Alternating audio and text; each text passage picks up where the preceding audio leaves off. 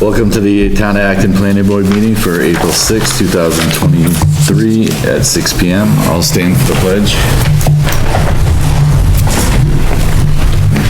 Pledge allegiance to the flag of the United States of America and to the republic for which it stands, one nation, under God, indivisible, with liberty and justice for all.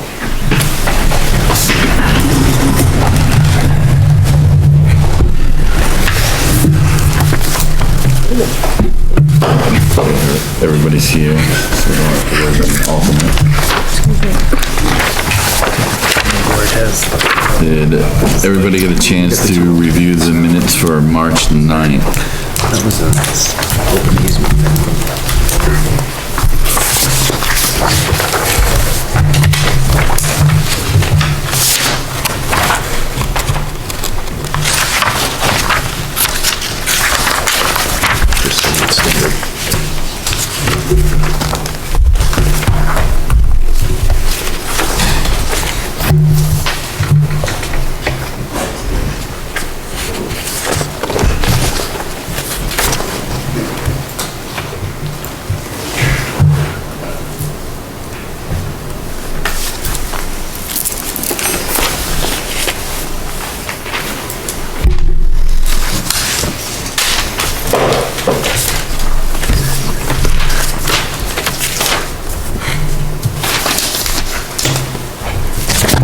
I'll make a motion to accept the minutes from March 9th as written.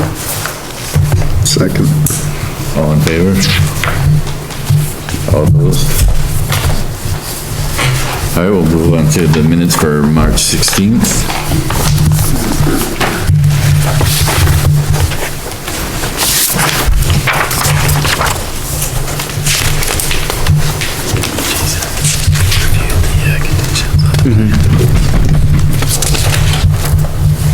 I feel like it was, Wait a second.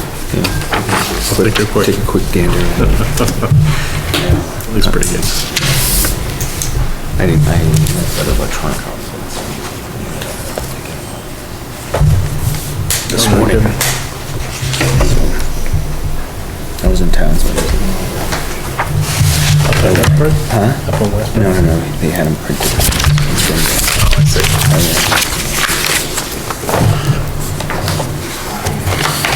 Good idea.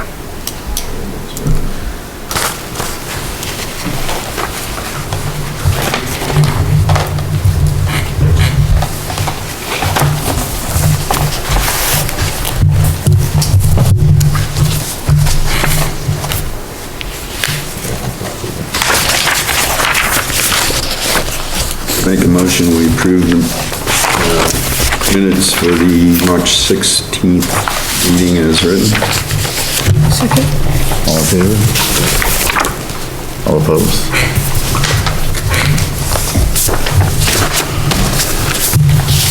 All right, first part of the meeting would be old business, David Pepin, H Road, map 220, lot 007, West Shore Drive, map 221, lot 003, mineral extraction.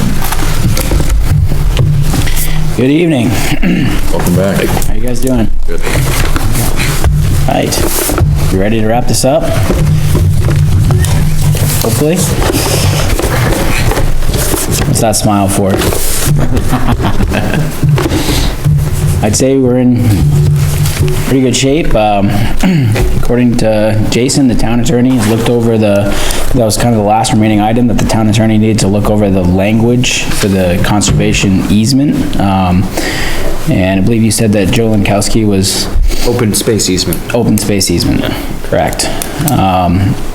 So just to refresh your memory real quick, there's gonna be a condition that says that we're either required to donate the open space easement, on site to the town, if the town's willing to accept it, and we'll have 6 months to work with the town on that to find out whether they're willing to accept it. If they don't accept it, we will put it into conservation easement ourselves, so that it'll always be locked into conservation. And that's kind of where we're at as far as that went. As you recall, Three Rivers Land Trust did not want to take the donation, so we thought that this was the best alternative to keep that 93-acre parcel protected. And there was kind of a few other small things that were, I guess, addressed since the last meeting, but I think that was really one of the big ticket item. I was good with, the memorandum that Ben with North Star had put together.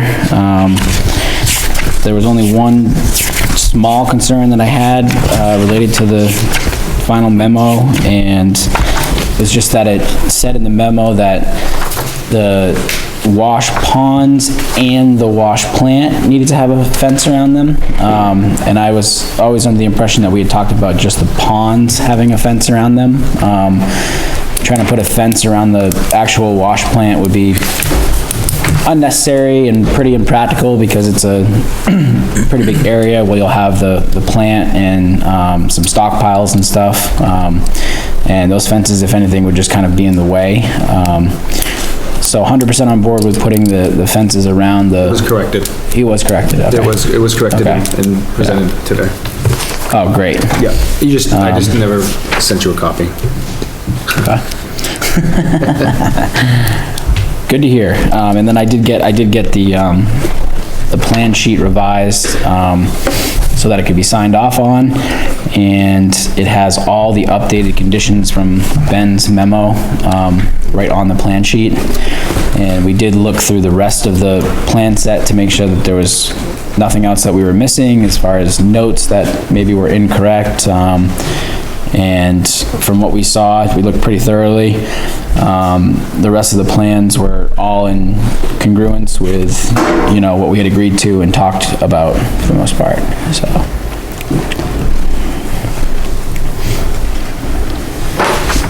Jason, what did you ever ask a selectman or Jennifer if they had opinion about? No, because it's really not my spot to do. About the land? No, that's something that the applicant needs to present to them. Yeah. No, it's really, you know, no.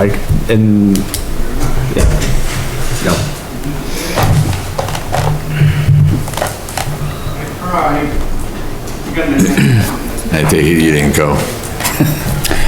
I have not visited the selectmen yet. I feel like I need to take one thing at a time here and get the recommendation from the planning board. And if the planning board decides that they want me to go talk with the selectmen, if that's the decision that you make here tonight, then that's what I'm gonna do. But I didn't wanna jump the ball and open up a whole other dialogue before we finished talking about what the planning board expects. So. Ben? Yeah, thanks, Chris. Ben Smith, North Star Planning. The last meeting that we reviewed this, it was essentially walking through the draft findings and conclusions and conditions of approval that are included in the memo. Those are the three pieces of the planner memo that are designed to document all of the submissions and representations that the applicant's made over the number of months he's been in front of the board. And I think I'd characterize the last meeting as making corrections, updates, kind of determining what the actual submission was, like sometimes reconciling changes over time so that we were clear on what the actual submission included and going from there. So what you have in front of you, I think, is the updated memo dated April 6th, which does include it includes all of the changes that were discussed at the last meeting. Just corrections, updates, omissions have all been addressed. As the applicant had mentioned, there was one other thing related to fencing and clarifying that fencing is around the wash pond and not the wash plant itself. I'd encourage you to, think about this if you had other final questions or, wanted to clarify any of the findings or conclusions that are in here.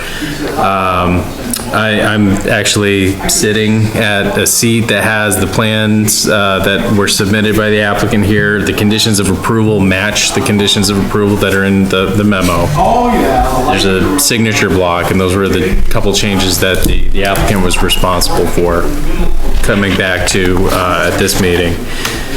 So after, discussion and clarification, if there's any remaining items to discuss, there's a motion at the top of page 3 that would be appropriate, I think, for action. This project has had a couple site walks, it had a public hearing in January, and procedurally, it's gone through all of the steps in the ordinance, and it's really at this point, I think, where we're all on the same page as what the proposal actually entails. And, my expectation is that the board would be ready to take action on this application after, discussion this evening. Thank you. The condition of approval about that land conservation agreement is no longer on this. Correct. That was condition of approval number 2 in the last memo. That was removed, and I don't have it in front of me, but it had to do with, the land trust or the action that would be taken by the select board. And, as, Jason had mentioned earlier, the big thing that we discussed at the last meeting was the fact that the land trust had declined the offer of the property. And, the applicant at this point is suggesting that, they will, on their own, conserve the land if the town is, unwilling or doesn't want to accept the property as a gift. So that was there were 22 conditions of approval when we met last time. That one has been removed, and there's 21 shown on the memo now. So Ben, if I could get you to clarify, it was my understanding what you said at the last meeting, that if we changed the language, rather than, if we removed it, then there would be nothing to enforce. It would be up to them if they wanted to do it. There would be no obligation. So what I heard from you was that if we changed the language and left it in there, there would be a guarantee that that would happen. We can go back and look at the wording of that condition, but it really, with that proposed gift, it isn't applicable to the project. It was essentially, I can look it up if we need to, but I think it had to do with, a condition that it would be offered, and that's not, what's happening at this point. I'm a little unclear why the condition was removed. I never wanted the condition removed. I felt that it was fine. I've said all along that I would put it in writing with the planning board, that I would put this land into conservation. My plans currently say that the piece of property will be in conservation. I believe it's labeled as a conservation easement on the plans. I don't know whether it needs to be a condition if it's labeled that way on the plans. But I'm a little confused about why the language was removed, because what I heard from Mr. Sivany was that the town attorney had said that the language was perfectly adequate, it was grounded, it was legal, it was sound, and that was the last thing that I heard from the town on that. I did review these conditions and admittedly missed that had been excluded. But I just want everyone here to know that I did not request for that to be removed, and I'm not sure why it was removed. Whether it's in there or not, I'm fully intent on doing this. But, I would remind the board that legally, the planning board can't require an applicant to donate land, I'm fine with the fine print being in here. But, from a legal standpoint, you really can't require me to do this, but I'm here willing to do it, and I have no problem with the language actually being in the conditions. just still don't know if we have the authority to do it. That's my problem. I think it's goodness. I just don't know if we as the planning board have that authority or whether you should, go to the selectmen. Just, that's a have question I've a- been trying to get answered and can't get answered. I think the town attorney was pretty explicit that, About the language. Yeah. Not about process. The language is fine, it's good. right, I mean, who would want to set it aside? I just don't know if we're usurping the selectmen's role. That's all.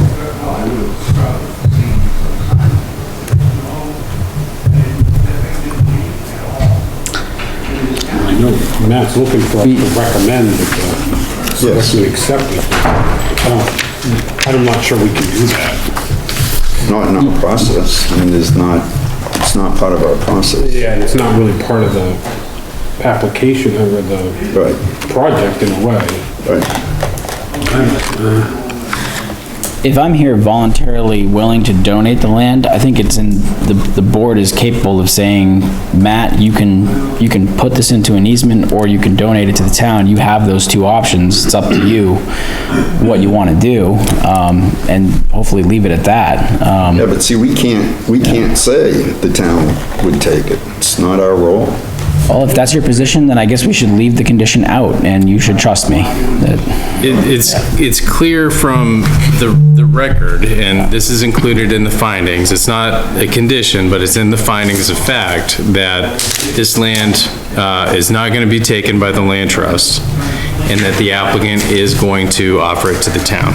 Those are representations he's made on the record. It's not a typical condition of approval from the standpoint of, prior to a driveway permit or prior to building permits, the applicant must do these things. It's more of just part of the record of approval. I think that and I'm scrambling a little bit to get the wording, that if you want to read it again, we can do that, and I think the applicant's open to putting it back in as a condition. But I think the town attorney and I are in agreement that the language that they had proposed is fine, and it doesn't obligate, this approval does not obligate the town to accept the gift. It is ultimately a decision that the select board would make, but regardless of whether the town moves forward to accept the gift or not, the applicant in the findings and on the record has stated that that land will be conserved. so that is in the findings of fact? Correct. Okay. Now, here's a question, if the town wasn't to take it, he does what he says he's gonna do, and he sells it, does it lose the conservation property? Again, typically, those easements run with the land, and they would be selling the land with that easement on it. That restriction would carry forward to future owners. What kind of conservation easement do you have in mind? It's Would you still be able to work with Three Rivers to form a donated easement with them, not the whole property, but just the easement? Is that in your mindset, or? that was in my mindset, but, I mean, that, there's that type of conservation easement, and then there's just, like the tax bracket conservation easement. Is that more like, this isn't, get into tree growth, that would mean, in a way, that it's not a conservation easement, but it would lower your taxes. Which is pretty much part of what you're looking for. it's described as an open space easement, and my, attorney was here with me the last meeting, and I don't think you were here, Gavin? No, I but wasn't. Explained a lot about, what that meant, open space easement. We had a lot of conversation about that at the last meeting. And also, she provided a formal document, which was a draft document of what the easement, what the official document would be. So that you guys have that on record. If that's available, you could pull that up and look at it now. But I'm not a lawyer and I'm no expert with taxes, so all I can tell you is that it's defined as an open space easement. And I was told that's, a conservation easement is a little different. An open space easement is kind of its own thing. And there was a draft open space easement that was shared with the board 3 or 4 weeks ago. That would be on record, so. You should have a copy of that in your, So I might, I'm just, open space is also a tax bracket, so it's kind of just, I'm trying to just define it in my head. Right.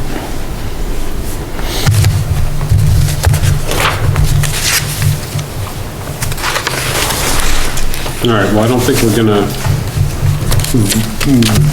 recommend to the selectmen that you donate it to the town. I think it can go to the selectmen, but it doesn't have much to do with us. No, I'm not looking for a recommendation. Yeah. That's not on you at all. The only thing I think we're talking about here is whether you want to have a condition or you want to have something in the findings of facts that says, you know, Matt either donates it to the town or he puts it into a, open space easement himself. I'm not asking you to recommend anything to the town, to the selectmen, that's gonna be on them, but, we're just trying to finalize this one piece of language so that we can move forward. And in all honesty, it's been we all know it's been a long run, and I'm kind of getting to the point where if we can't make a decision on this, that I'm gonna suggest that we just throw it out, because,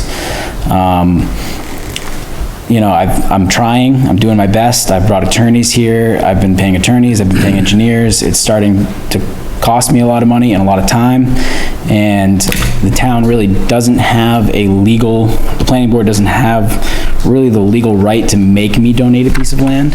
I'm here, I know you didn't. No, I know. I know you didn't, but I'm Going here. in the wrong direction now. Right. I don't think we're trying to hold you up, I was Okay. trying to fully understand I hope that's not the the intent. nature of the easement that you were talking about, which Right. I'm still having a little bit, usually there's a third party, like a land trust, that holds the easement. And what you're talking about, I Right. think it would just be your family would be holding the easement. Yeah, Yeah. owned by us, yeah. So it would only, your family in itself could turn over the easement within themselves. There'll be no third party, like, that's probably all, you know, it's just, If the town doesn't accept the easement, then I think you're correct there. yeah, no, You that's, know, I'm just, yeah, right. I don't think it really should be too hung up on it. I was just trying to understand. I mean, I prefer. I agree. I prefer there was a third party holding the easement. Yeah. Make it more concrete. I did absolutely try to work with a third party. I had a letter of intent from the land trust saying at one point that I gave to you that said they were very That was interested. for donating the Yeah. property itself. This would just be. Right. The easement, but the development rights.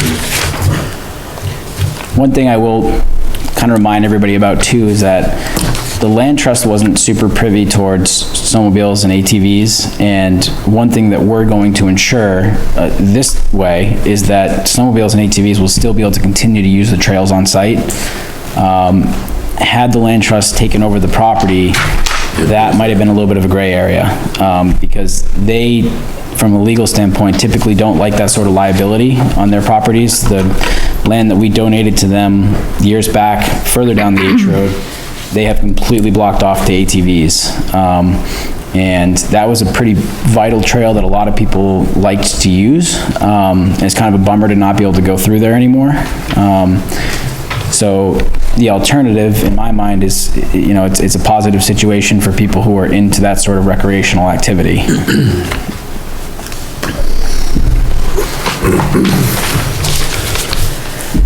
I'm okay with it not being in the conditions. As Ben said, it is, your intent is noted in the findings of fact. So I'm okay with not having it as a condition.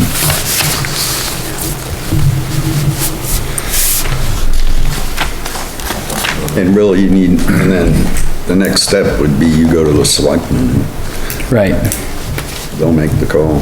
Which I will be at the next possible meeting that I can get scheduled for, I want to get the ball rolling as quickly as possible, so.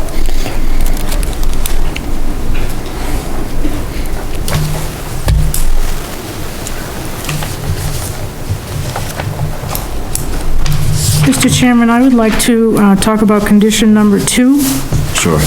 and I would like to make a motion.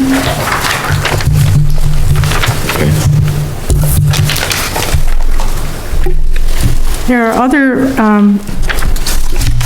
gravel pits in the area, and this is 7 times what one of them, very nearby, is allowed. I'm talking about the 35 acres. I would like to make a motion that we change that to 25. There's already open area for your wash plant, and then that would put, it's about 14.7 or 14.9, if you just round that up to 15, and then add the 10, which is the standard for having open area before it has to be reclaimed. It just seems to me that it would be much less impacting if we change that number. With all due respect, ma'am, we've had this conversation many times before, and I think it's way too late in the game to try to make a change like this. I can reemphasize a few things for you if you'd like.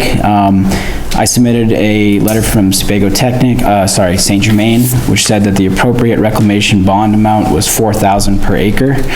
I agreed to $6,000 per acre with the town, which is a better financial guarantee. I have explained to the town that once you go over 10 acres with the DEP, you also have to be bonded through the DEP.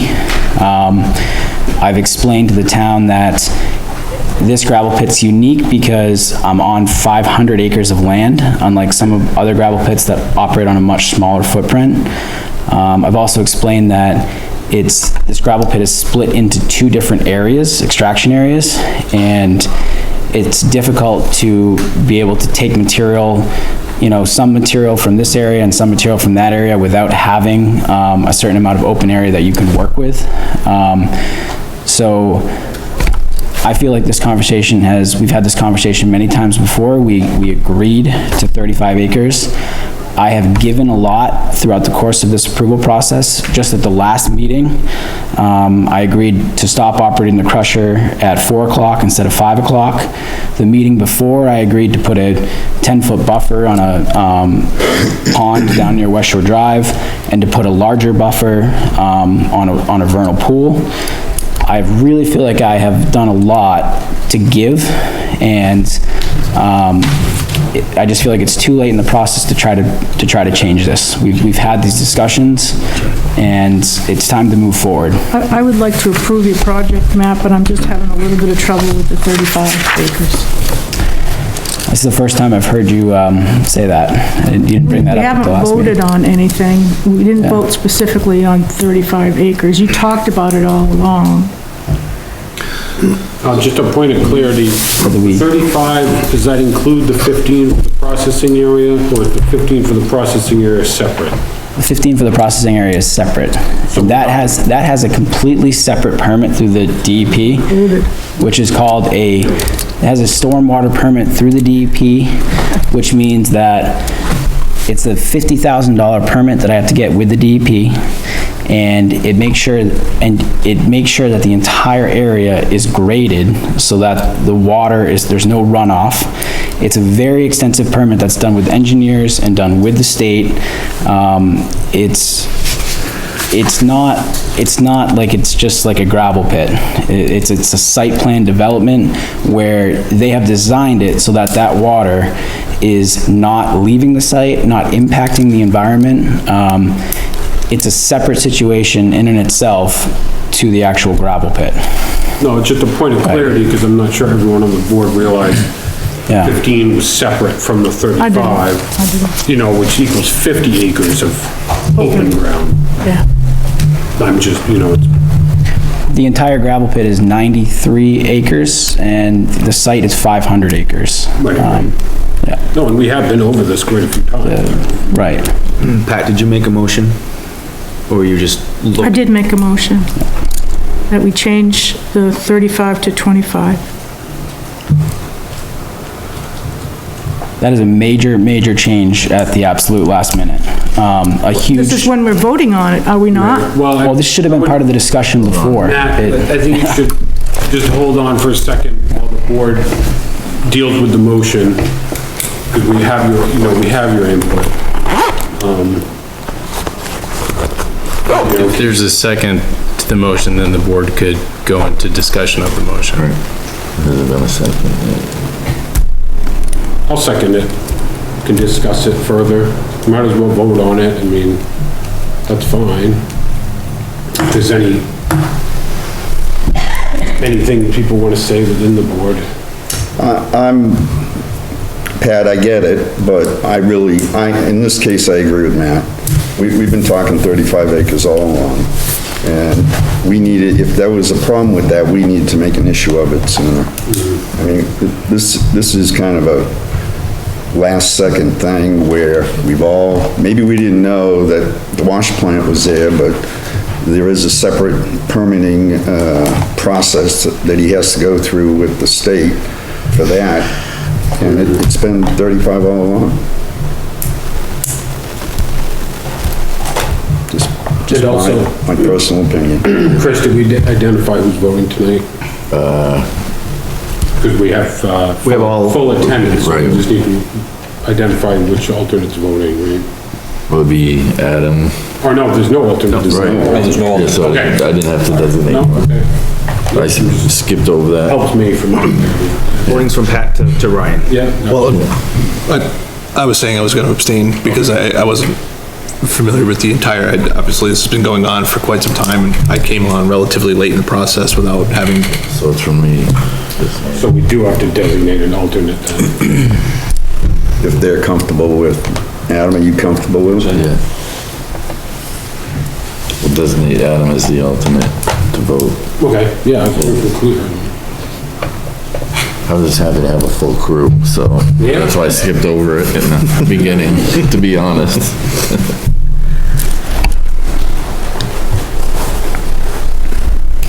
So you wanna vote on the motion, or? Yeah, if there's no other discussion, Can we get a vote on Pat's motion of 25 acres instead of 35 acres? All in favor of it? no. What? All opposed?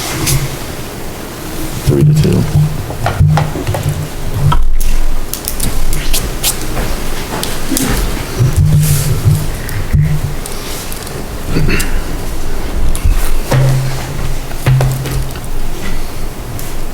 Anything else that we're?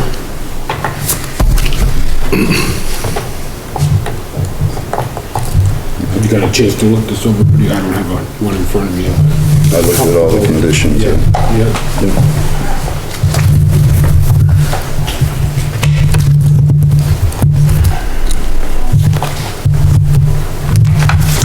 Page 3. Correct.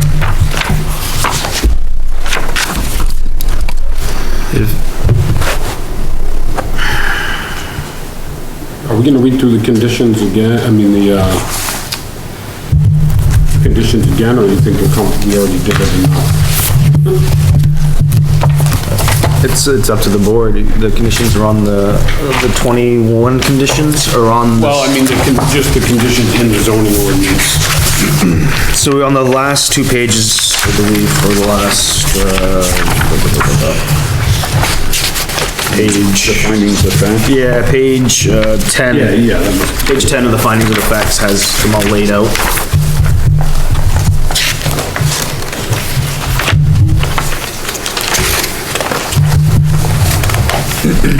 So again, these are drafts and they're not, certainly not telling people how to vote on this, but based on the last meeting's discussion and review of the findings that, from the planner standpoint, they seem to be meeting these conditions in the performance standards. I'd mentioned the motion on the top of page 3, and if that were to be read, it references the, findings, conclusions, and conditions of approval in the planner memo that, would potentially save the board from a complete review of all the findings and conclusions as we'd, gone through at the last meeting.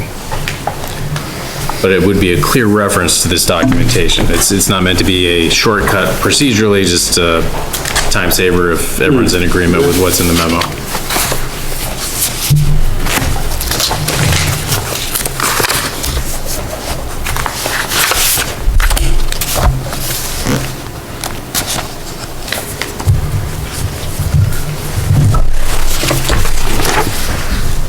All right, I'll move, we approve with conditions the,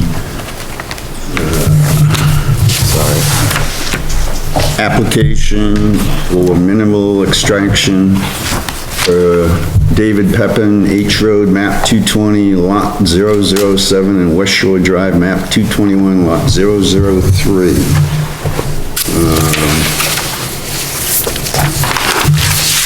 With the findings of fact and conclusions in the planning memo, dated April 6th. April 6th, 2023.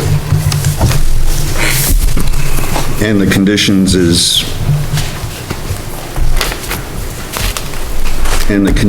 is listed in the planning memo of April 6th as well.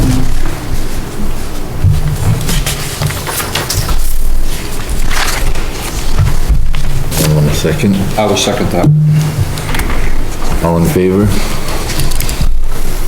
All opposed? All set? I do have 2 copies here.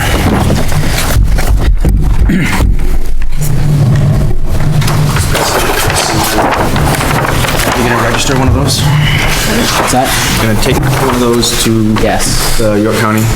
Do not fold it, because they'll just kick. All right. Yeah, do not fold it. I've had somebody come back and say, hey, we folded this, and they wouldn't take it. Okay. So, They don't make that very clear either. yeah, no, I didn't know that until a few weeks ago. Always roll plans. So they stamp it and then I need to bring a copy back, or? Yeah, bring a copy back, or just give me an electronic version of it. Okay. No, just bring me back a copy, Matt. At least you could. I really want to thank everyone here. It's been a long run, but you guys have been really great to work with. I've dealt with many planning boards, and I think that you guys are very level-headed and fair. It's a big project, and obviously, it took time, but I'm really proud to say that we got there. So. And I have no intention of turning around and selling this, I can assure you.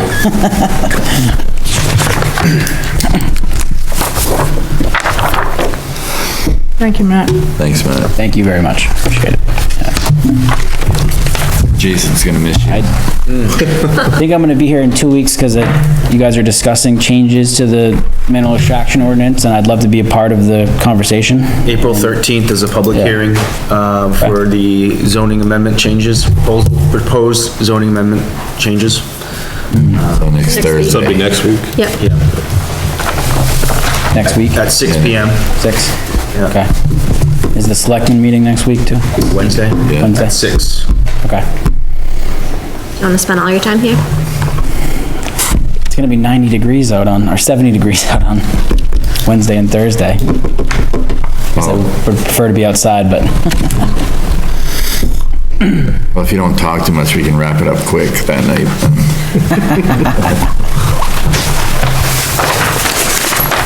Trail season in full swing, I'm losing time, you know? ice is almost out. Yeah, I got rivers, so I'm fine with Oh, there you that. go. Stonefly hatches are happening.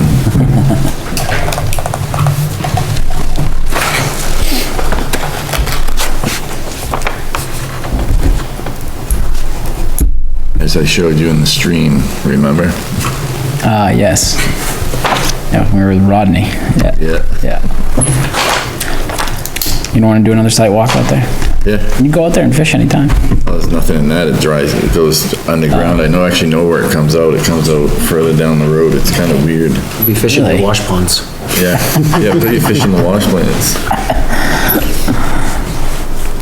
Oh, you could get bait going in there.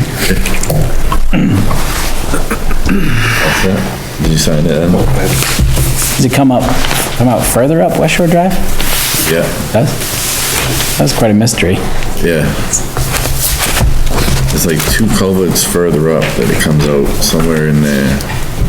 Oh.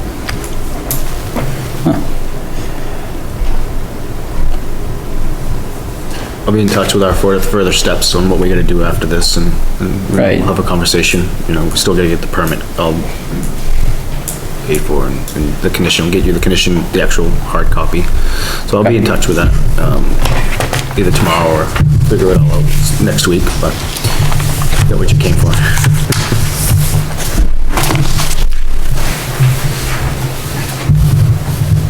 There you go, better come get it. Thank you very much.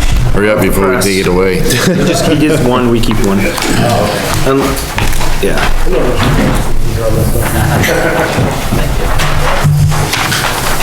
Wanna talk tomorrow? Yeah, Monday? We can talk tomorrow. Okay. I usually, I think for other projects, What do we do with these? approval of the town, I think that usually comes from the town. Yeah. Applicant, so, if there's anything else we can do for I know, Matt, do you want to take these as well? stuff, okay, we can do that, but otherwise you have. This is the same thing that you have right there. Yeah, I'll give you some. Something goes wrong, like it has with other people, and you have to sign it for some reason. Yeah, Some of you give them credit to some of the stuff that we've done.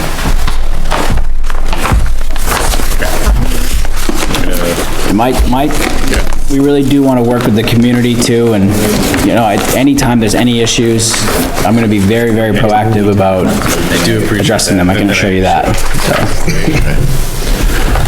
Thank you very much. All right, thank you. Thank you. Yeah. Have a good night.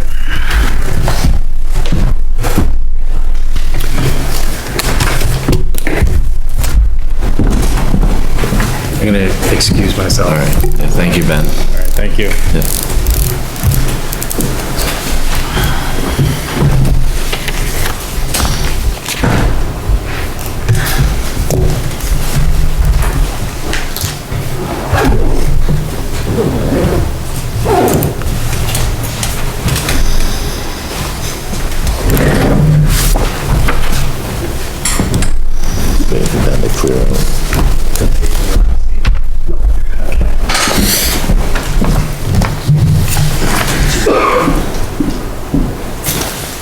Have a good night, all. Thank you. Yeah, thank you. All right, new business, Jason Roy, 63 Stonewell Drive, map 127, lot 004, application for greatest practical extent. Hold on. Good evening, how you doing? My wife Jessica and I are looking to potentially tear down our current home on 63 Stonewall Drive in Acton and looking into the possibility of rebuilding something different.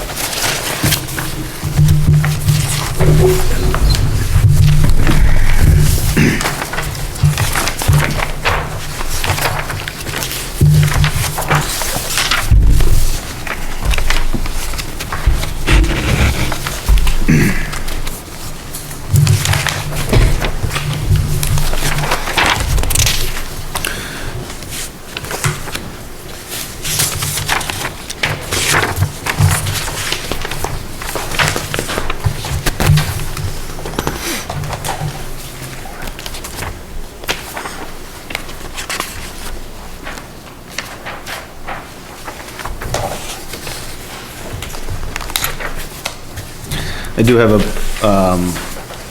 a good amount of photos that the applicant has taken and presented, if you guys would like to see the property, some of the photos of the property. Yeah. So are you doing away with your garage? No. Jason, help me with the rules. The expansion includes all the garage and the decks and that sort of thing. You keeping the deck?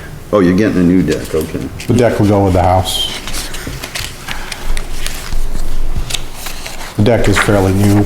I'm not sure, depending on what we come up with for a potential plan, if we're able to salvage it and temporarily block it and move it while we're demoing the house and then put it back to it. But if not, it might go away. And you having a basement? Currently, there's a daylight basement, and ideally, the house is situated to the front of the deck, 37 feet off a square pond. Proposing to move it back approximately 5 feet or so. The elevation, all our land goes uphill, so our current daylight elevation level from our driveway is about 10 feet. And then from our driveway elevation to the next building up above is another 12 feet. So if we're able to stay in the similar footprint to where we currently are, utilize our current underground power, septic, water, we wouldn't technically have to cut any trees or anything and place a home in using those elevations that are currently there. We are at the bottom of a hill that's about 40 feet in elevation. A couple improvements that I suggest that we make in the process if we did it would be to put a couple catch basins in the driveway to collect stormwater runoff coming down the driveway in 2 different spots prior to, I mean, there's quite a bit of grass and filtration prior, but like in the January storm, we got 4 inches or so of rain, it was coming down pretty good.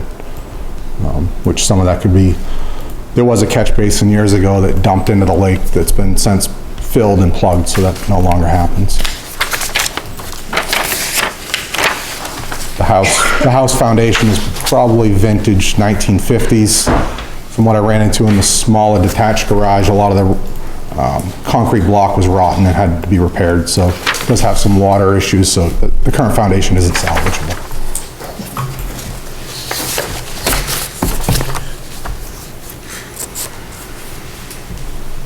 But you're not gonna make a basement, you're gonna do the new foundation, but it's not. Correct, with a daylight, ideally with a daylight basement. Yeah. Well, I don't, first of all, I don't, the 30% expansion isn't done correctly. Because, well, it's not done because he's waiting to see if what you guys were gonna do if, move him backwards, or if you let him go where it is, or something like that. Isn't that the reason why you didn't finish it? So that's why he's just going for where the number's off, or just not completed, like you're saying? It's not completed. Right, not completed, so he's just,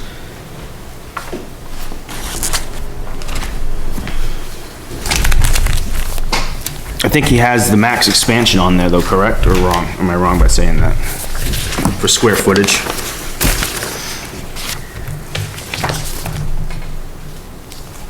Well, at the bottom, we've got the used 8%, remaining 22%. They used some for the deck on the front of the house. They used 8% to increase that footprint of that deck. Previously, yeah. That's on the screen right now. So he has 20, so if he removes some of that deck, then he'll get his full 30 back. Right, 'cause if you just add in the garage, he's over the 22% remaining. But the garages were existing. Yeah, that garage is there. Yeah, but it counts in the calculation. Right, it's listed number 1 on the 30% expansion form. That's what we're trying to figure out. The garage would have its own 30% expansion, it would be separate from the house, unless you were demoing it and rolling it into the house. The existing 28 by 32 garage, correct, yes. And that percentage was put in there. 8 by 30. The 32 by 80 building out back was done a few years ago, 150, 180 feet back, unrelated to the... Right, I think I saw a picture of it. We're just trying to figure out why we have this 996 on the 30% expansion. So I guess that's my fault. I thought you could still use the expansion, that calculations from any existing structure within the shoreline, within that 100 foot, and move it to, that's wrong. That was my understanding of what it was. Well, what are we trying to do with the square footage of the garage in this calculation? Use it towards his expansion. Use it towards an To expansion. the expansion of the house? Yeah. Correct. And the garage is then gonna be gone? No, but it would not be allowed to be expanded upon. Oh, Right, but the I numbers could be don't completely work. wrong, and if I am, I do apologize. No, I think that's right, but then the numbers don't work, because you'd have to put the 996 over on the proposed side too. If you're using it to get the amount you can increase, right, you gotta have it over on the other side as well. Oh, I think we just did everything right in the first floor. I think it was Rolled into the. yeah, I think everything just rolled into that first floor. I see what you're saying, John, now. It would have been itemized and then calculated at the very bottom, is what you're saying. Yeah, so you would go through and you'd do what you got, and how much you got left. And then on the proposed, you go through, and it would include the 996, you're proposing 25, you're proposing 500. Well, the garage would be 0 on the proposed, because he's not expanding on that garage, but that's what he'd be taking it and putting it into the first floor. But you have to use it as the total square footage. If you're using it as square footage to, get you 600 or 700 extra square feet, So are you saying the 996 is part of the 2,500? that's a smaller house then. That's a very small house, right? Yeah. So, It's not, the 996 is already existing, not being touched. Right.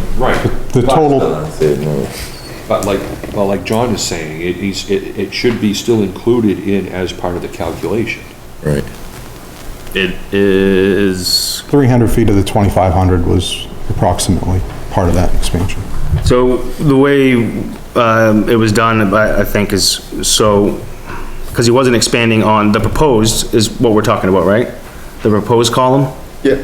Right. Yeah. So there was no proposed expansion on that garage, so the proposed all went into the first floor. I got it. Okay. But you still have to use the square feet of the garage in the total calculation. Whether you expand it or not, it's still Yeah. part of the baseline square footage that you're determining the 30% on.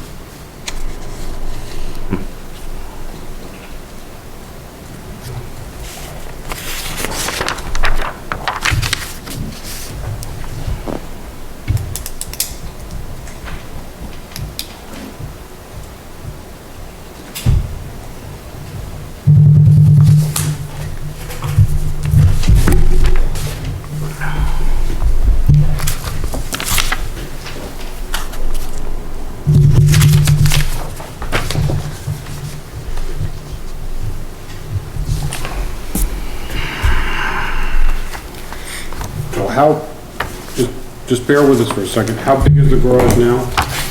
Approximately 28 by 32, Is that, 996 square feet so roughly. that's how big it is now? Correct, which is not changing. 896.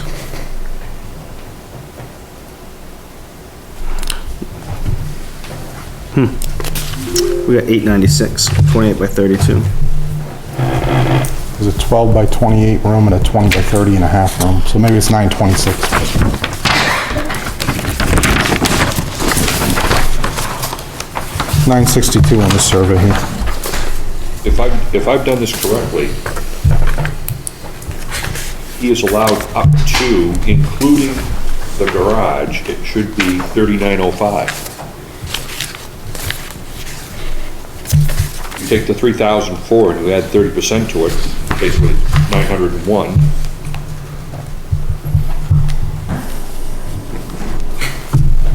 So you're basically allowed up to 3,900 feet. Square feet, correct? Well, except for he's already used 8%.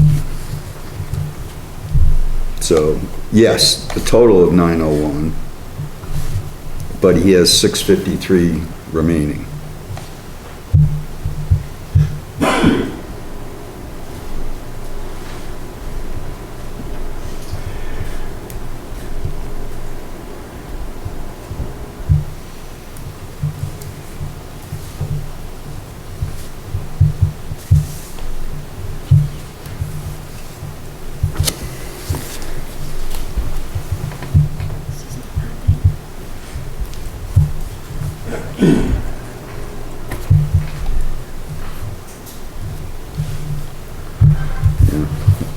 Numbers don't work.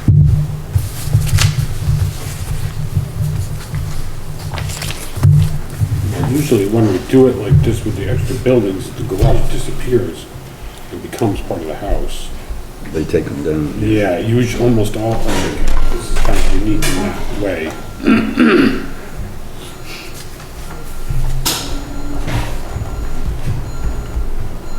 So we would just need some sort of clause that said the garage can't be expanded. Right. So that nobody overlooks that in the future. Right.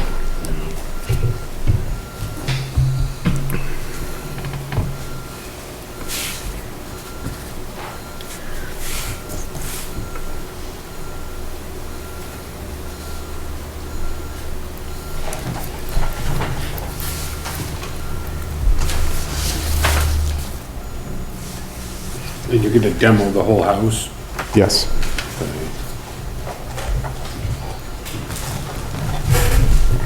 Maybe we should schedule a site walk. Should do that. Well, I'd certainly like to get the numbers straight before we approve it.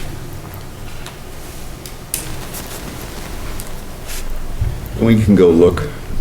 I mean, I appreciate the hill and stuff, but we can go take a look and see, you know, pushing it back 5 feet. Take a look at that. Right, and what's your limiting factor in moving it back is the slope of We've the got hill? current driveway and access in and out of the property, current septic system, underground power, the water lines to the house. It goes to a septic, Septic on one of the drawings? Yeah. Both of the colored ones have it. Oh, the fancy one.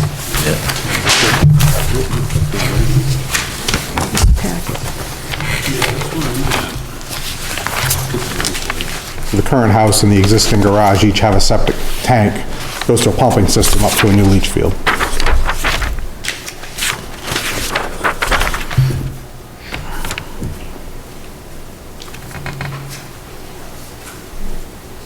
And then there's underground power to the 32 by 80 barn. It's tied into a generator with two 200 amp services, and then from there it's fed back to each of the buildings.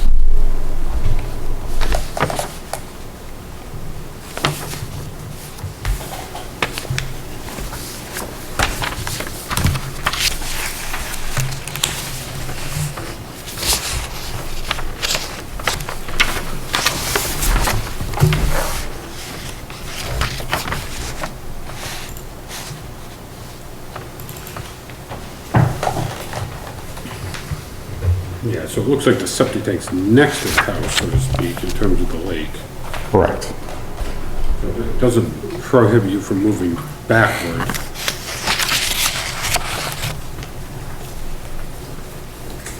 Is it steep right there behind the house, or what's it like? From the back of the house, there's about, I don't know, 5 or 6 foot elevation change to where the paved driveway is. And then it goes up another 10 to 12 feet up to where the overhead power lines in the back are.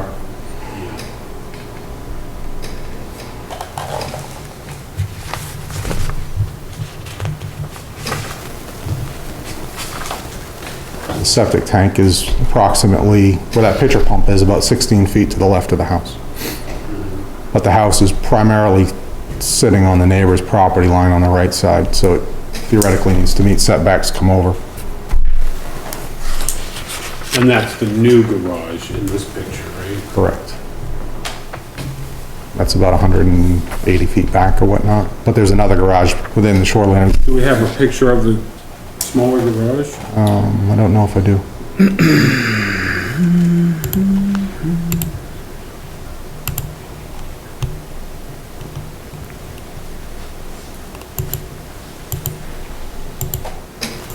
Oops, sorry.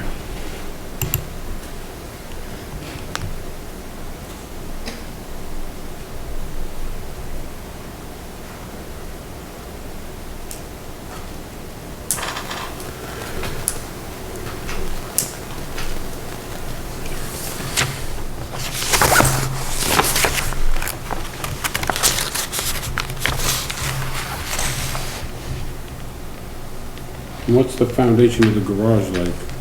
That garage, Yeah. block. It's got a new roof system on it since that picture.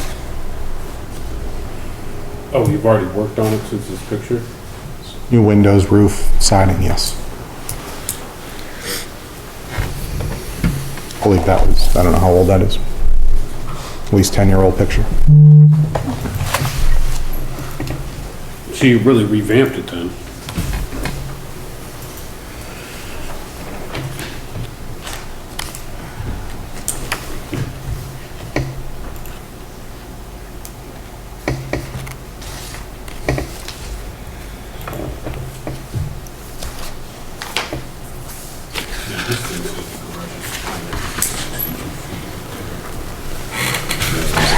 That's what it says on these two. Yeah, so that's probably our number, not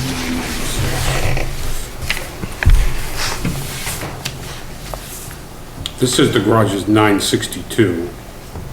Yeah. Towns shows 996 on that drawing there. But the surveyed number's most likely correct. But the 12 by 28 measurement's correct, and the 20 by 30 and a half. Right, I mean, there's similar numbers overall.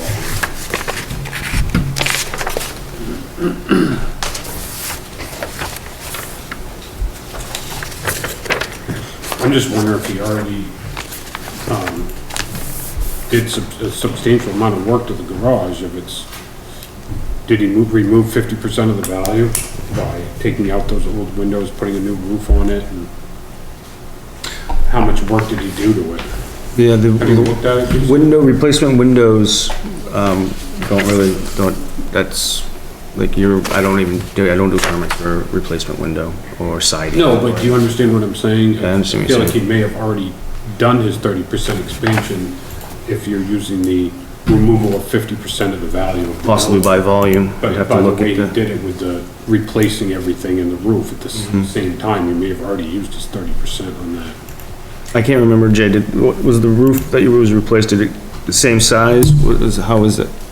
No, I mean, in terms of the value. Oh, the value, yeah, yeah. 50% value. So, because there's multiple things that trigger the expansion. Well, it's the best Yeah. possible expansion.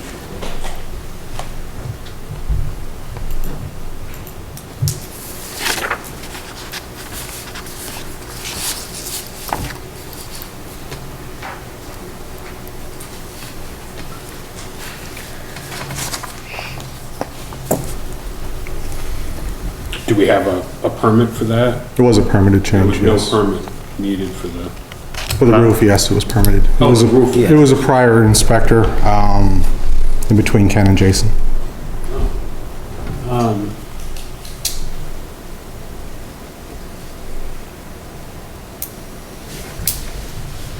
all right, well, It's up to you. we would have to, determine the value of the work that was performed on the building.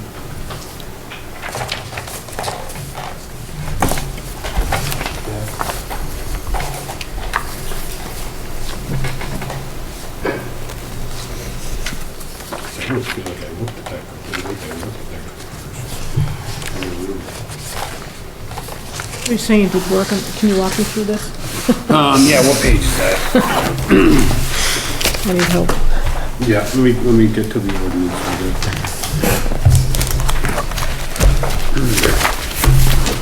it. Expansion of existing structures within, I think it's right at the very beginning. Yeah.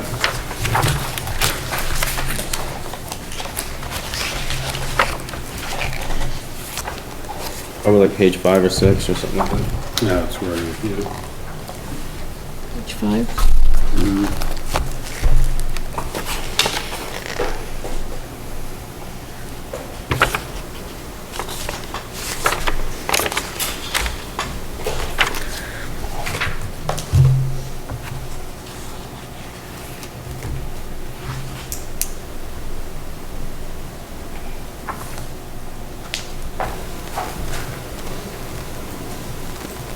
You making your patio bigger? No. This drawing very. It's not drawn to scale. Right, yeah, I know, but it just takes some of the green out on one of them, on the existing house. You have like a little triangle of grass.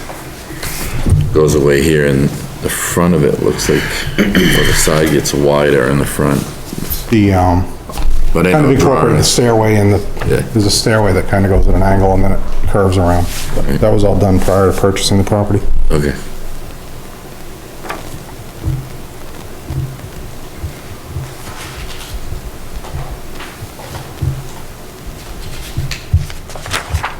So what I'm talking about is 1.4.11.3 on page 6, reconstruction and replacement.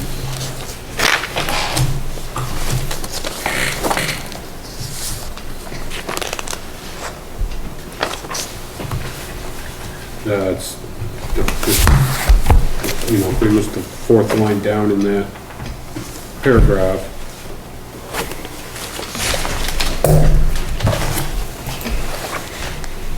Says any non-conforming structure which does not meet one or more of the required setbacks, including the required setbacks from the water body, tributary stream, or wetland in the resource protection district or within the shoreline zone in the shoreline district, and which is removed or damaged or destroyed regardless of the cause by more than 50% of the market value of the structure over a 5-year period before such damage, destruction, or removal may be reconstructed or replaced, provided that permit is obtained within 18 months of said damage, destruction, or removal, provided that so basically, if you remove, you do work on a building, you remove more than 50% of the market value, that triggers the best possible location, criteria, which is what we're doing for the house right now. And, I'm just wondering if he, inadvertently triggered that for the garage already and used it up. I just.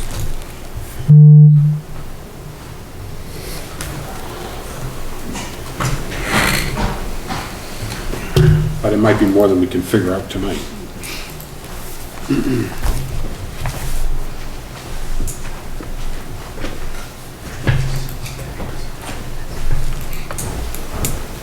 Yeah, there's multiple things that trigger this relocation process.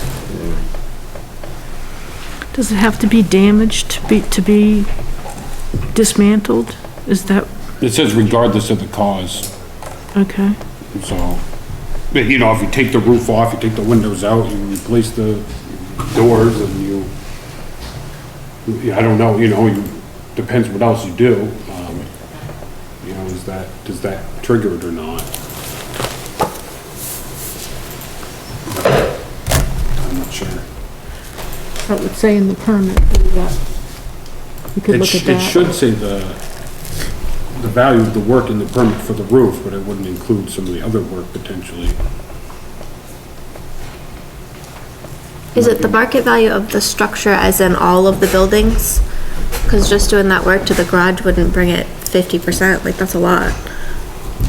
It's just of the garage itself. Just the Because garage. Each building they have in the shoreline zone within the 100 feet goes through this best possible location process. People have well houses and even ornamental well houses that have to go through this process. When they want to replace them. Things like that, any sort of building has its own, and typically if you, say you had a shed, you got rid of it, you could roll that 30% into your house. Usually the thing is gone in that situation. Well, you rolled the 30% and the existing structure into it's not just the 30%. So if your shed was 100 square foot shed and you got 30% of it, you'd roll that whole 130 into it. Right. So with this situation, since he wasn't looking to expand on the garage, we took the 30% from the garage, and rolled it into the house. Right, but did already inadvertently. I'd have to really dive into that a little bit more deeper. Yeah, well. Right, and I see where you're coming from. Because I think I remember doing this property before. With the previous owner? It was years ago. I remember talking about the garage too, I'm pretty sure, but. Oh, for some reason I can't connect. It's not allowing me to. Yeah. Well, maybe we should just, I don't know if we wanna do we wanna do a site walk, or do we wanna just get some numbers and come back to it? You can schedule a site walk if you want, and I'll have some numbers ready for the next time, you know, so we try to keep things moving, you know? It won't take me that much time to dig into the folder and, Yeah, and I think you, Jason, you're qualified to I don't know about assess whether or not. Well, just kidding. you're No, I the one know. who would assess whether or No, not you yeah. triggered the 50% or not. yeah, I'll look into it and, I'll go down and look at the paper permitting process and see what's going on. But the garage is beyond the 100 feet. The large garages, there's two garages on that property. There's a really large garage in the back of, 180 feet off the water, and then there's this smaller one where, that's what we're talking about right now.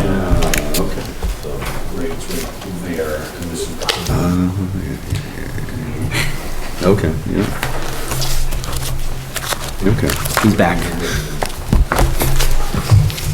I think a site walk would be helpful. Yeah, I agree. Do you need a motion? Yes, please. Yeah. I'll make a motion, we, do a site walk for the application for greatest practical extent, for the Roys at 63 Stonewall Drive. I'll second. All in favor?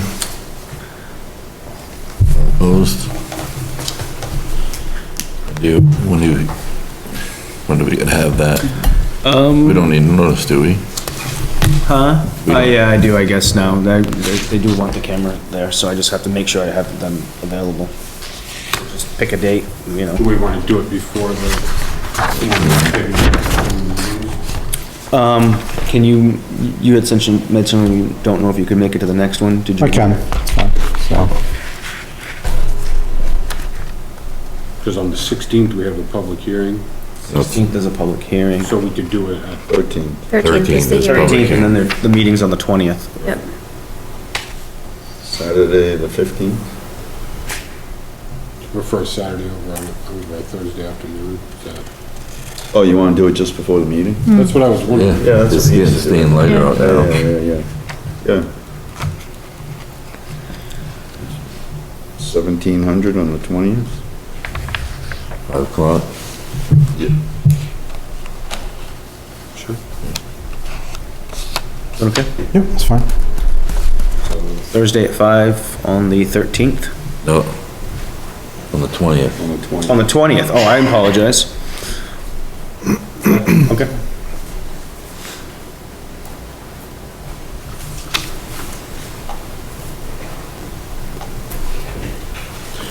Thanks. All right, thank you. Yeah, thank you. Have a good night. I'll be here, so we'll have to designate an alternate. Okay.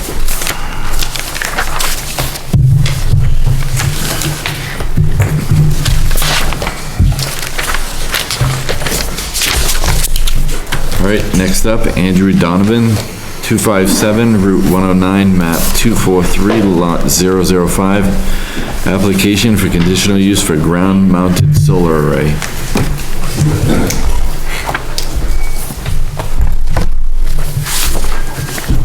My name is Nicole Johnson. I work at Maine Solar Solutions. We're the company that would potentially be installing the ground mount.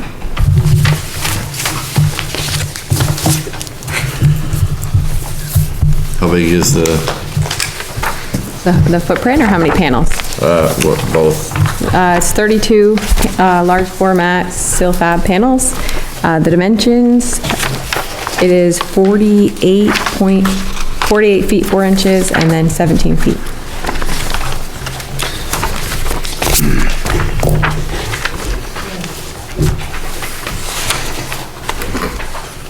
What's that? We're on to something else. We can come back to it. Yep, we'll come back to it. The address. GPS puts it in Shapley. What? The last applicant. 63 Stonewall? It's not. Just saying. Did you Stonewall Drive or Stonewall Road? I drive, Drive? Huh, yeah, might have a, that would be funny. Give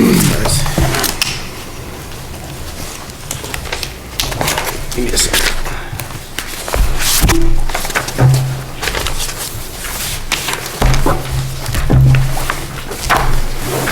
Is there anything else you want to add about the project? It's pretty straightforward. Yeah. It's, just to service the residents and the buildings on site. Yep, exactly, yep. Could generate around 20,000 kilowatts a year, which covers their usage 100%. How much, sorry? 100%, 20,000 kilowatts. 20,000 kilowatts.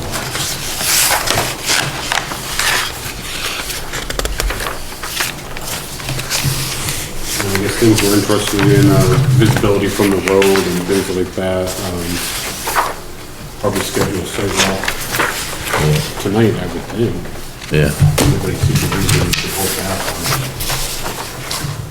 Do we have time to do both? it. I wonder if we could do it on the same, That would be nice. Let's, push it one's to, here, one's,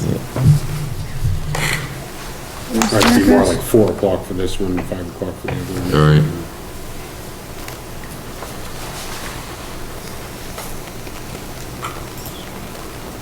Or we could do Saturday. or we could- I can do a 4 o'clock. Anything else?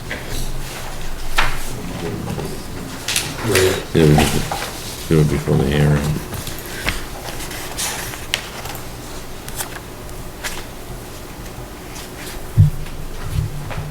No, do we have any pictures of the, oh, you're dead. My computer won't let me, connect right now for some reason. If you look at the last, on the last page, it shows where it's gonna be, and it is way off the road. Yeah, it's pretty Yeah, far it's back. behind, Out back of the building. They go back behind the barn, Yeah. right? Yeah, it's pretty yeah, far it's behind back. the barn, behind a horse paddock, and then, I don't know if you'll really be able to see much of it from the road, because it's Yeah. it's gonna be upgrade compared to the rest of the stuff, and I'm gonna try to put my computer on my hotspot, but something's happening here. Yeah, I was gonna say, you can use mine if you need to. Breeze line's been a challenge today. Yeah, right? Yesterday. Yeah, if you Oh, drove by actually, at last night, they 2 or 3 have, days. Yeah, it's been they have terrible. like lights that on a post. Trying to work from home. So- Yeah, I was gonna say, makes working from home a lot of fun. Went to the library today. I thought, I was doing everything on my hotspot. I did notice the spotlights where the horse paddock was, so it's like, Kind of like that. Yeah. Way out behind that. yeah, That's so that you can just see the horses at night, I think. no, I think they probably train horses and stuff. I'm not a horse person. No, I'm more of a lights person. Right. What do you want to I've know? only seen them on like a couple times, but Yeah, no, I know what you're talking about. How tall is the structure gonna be? I think it's just about 12 feet tall. It's angled at 35 degrees, so it's 17 feet long, but at the 35-degree angle, it's 12 feet. And it's gonna stay fixed? It's not Yep, gonna be fixed. Adjusting? Correct.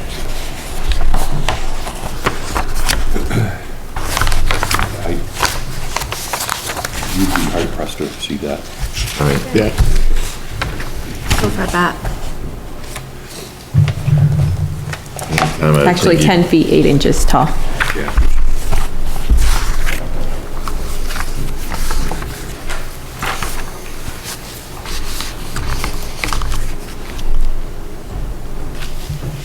Right, and the panels are gonna be oriented due south so that Yes, away from the road, more or less. yes.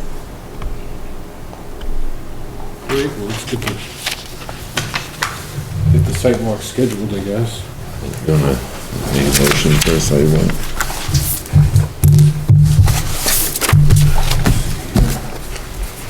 Yeah, guys, sorry, I can't get my computer even with my hotspot. I think it might be projector too.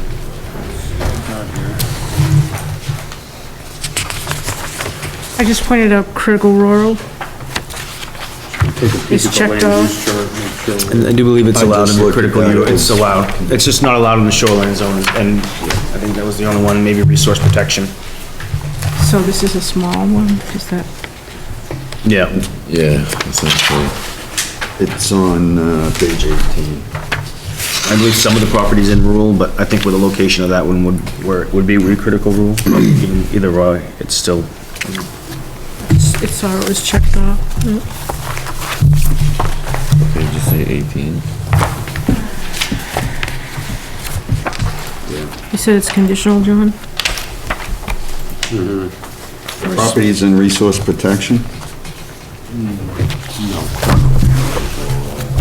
That's what you Check checked yes off. for resource protection. There might be some on there, on the property itself, but I can't even get my maps on. How big is the lot, the total property, do you know? Oh, I don't know.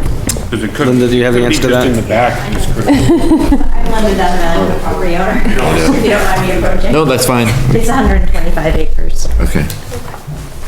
And I do have a picture on my phone of where it's gonna go, Jason, if I can. Yeah, if you wanna just show it to them, I just can't. Are you okay if I walk around and show you? Yeah, that's fine. It's just an aerial view. So this is where the house is. Sorry. It's gonna go, there's bushes there. My goal is that it's behind the bushes so no one can see it from the road. I want it to be as discreet as possible. So where it says ring, that's a riding ring. It's on the other side of that. That's what, you put the lights on the post and the Yes, that rider. would be my Amazon lights. Yeah, So this is, they work, just saying. they did, yeah. So go behind those bushes is, my goal is that nobody can see it. So go right there. The strip. So it would, there's a riding ring there that we put in. It would go right there and there's a line of bushes there. Very tall bushes. Not too much trees there. Okay.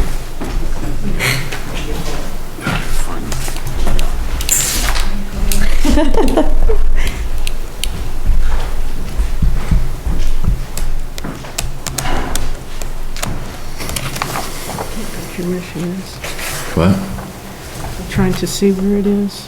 109? Is it near the pond? The old slide, the sledding hill. Just move the house. Okay.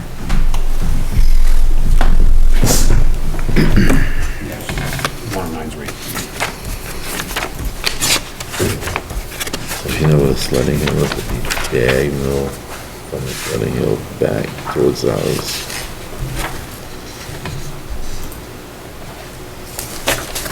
Okay, I'll make a motion, we schedule a site walk for Andrew Donovan, 257 Route 109, application for conditional use for ground-mounted solar array on April 13th at 5 o'clock. Can we pull that off? Yeah, 1 week? I think, can we, is that enough time? Enough time to advertise? 1 week? Yeah, it's just the APAT, and that should be, I'll put that on this meeting tomorrow, I think it should be fine. What time? What time? 13th? All in favor? 13th at 5. Thank you. All opposed? All right, so site walk scheduled for the 13th at 5. You'll be there. All right, thank you. Thank you. Thank you. Oh, this way.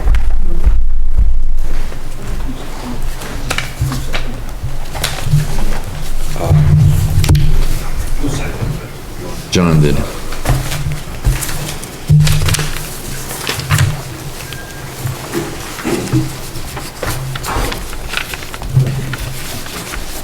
Sidewalk.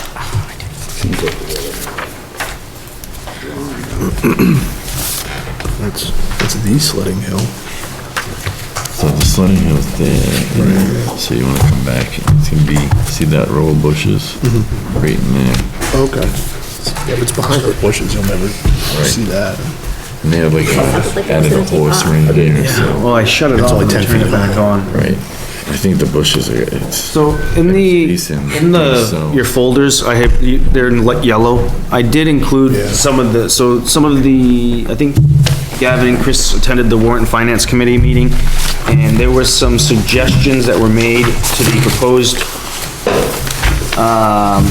and most of it was more or less just cleaning up these things a little bit more.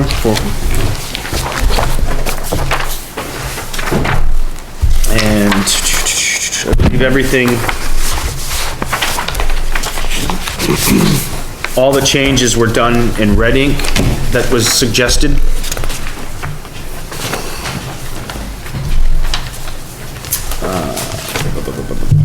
And the ones that really were touched on was the solar and the mineral extraction.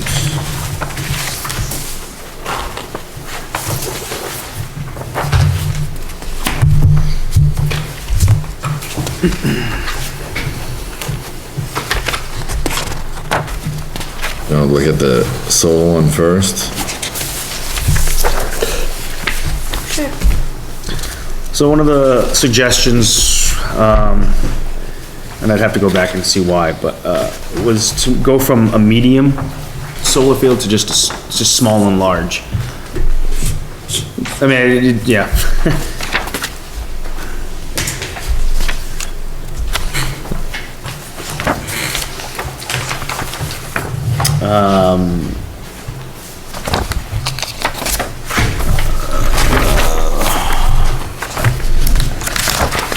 Let me get on my computer here too. I apologize, I should have left the, what was there before, but I didn't. Or we didn't. I'll tell you in a second when, if you guys don't have your copies on you, I will, inform you.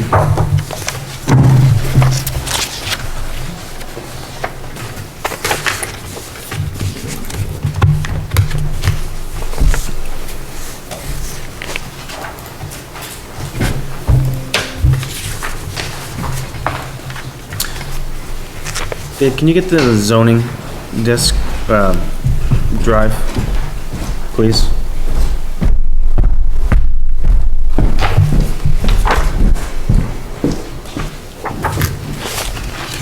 Does anybody happen to have their old copy of their zoning things? Okay. That's what I was looking for.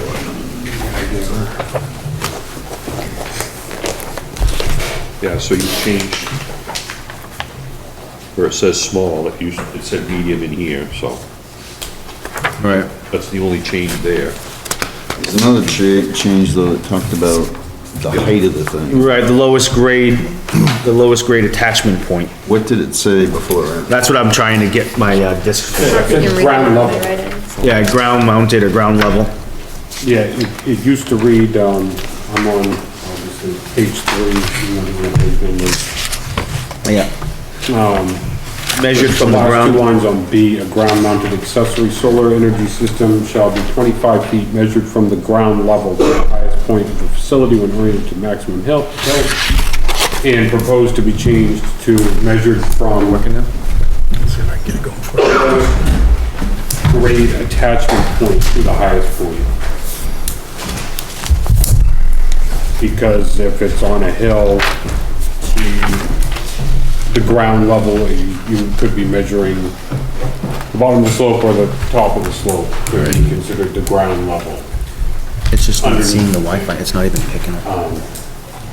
And so, I mean, I think it's a fine change. It's, all the changes are kind of like that. It's more like clarification. Well, it makes it, it makes it, so that someone couldn't end up with a system taller than 25 feet because they were measuring on the toe of the slope instead of the, you know. Right. So,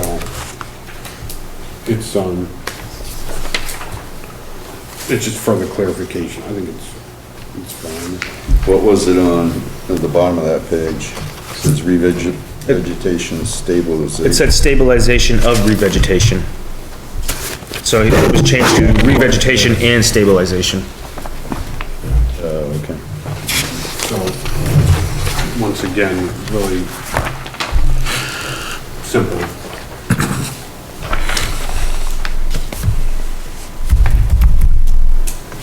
What's the reason for going from medium to small then?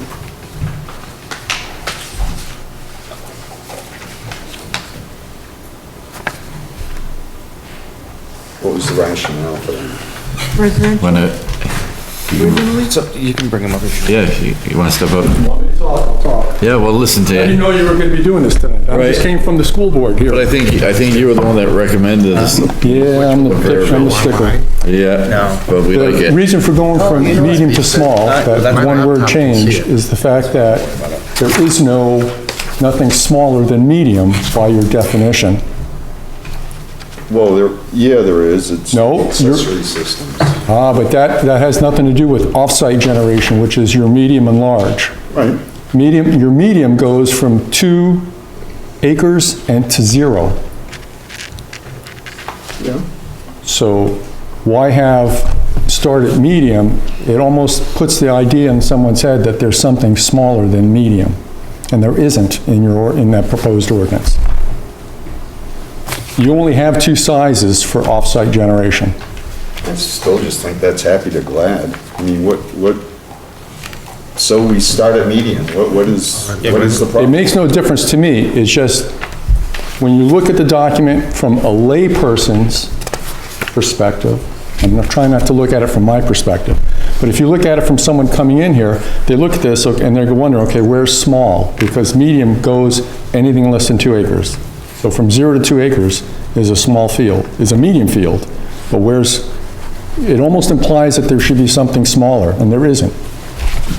So why not just have large and small? I mean, it's a fine change, it doesn't, It doesn't change anything other than just the impression that the ordinance presents. And then lay people won't wonder where the medium is? Well, there is no medium by your definition. Right, there's no small either by our definition. Well, that would, right, but now there would be a small and a large. Yeah. We need to be changed in the table too. At the top it says medium and large. We didn't catch that one. I had it marked here, just didn't get changed over. And back to Gavin's Revegetation. point about the mounting of the solar array, you understand that change will address both frame-mounted and also pole-mounted. So it's universal, and it makes it easier for him to actually do an inspection. yeah, for him to measure the array. Right. Yeah, there's no argument on This is site. where your measurement starts. Right, there's no on-site argument possible with that definition.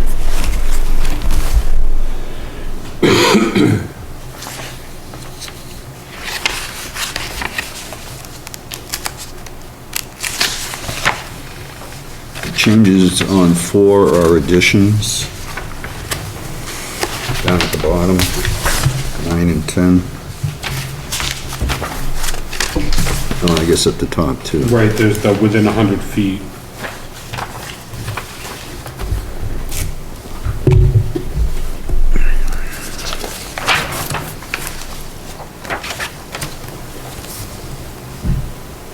I think that makes sense to add that, 100 foot. because then we're not asking them to, look at their whole 500 acre property when they're only developing 4 acres. We're only asking them to look at the site, it's, within the property.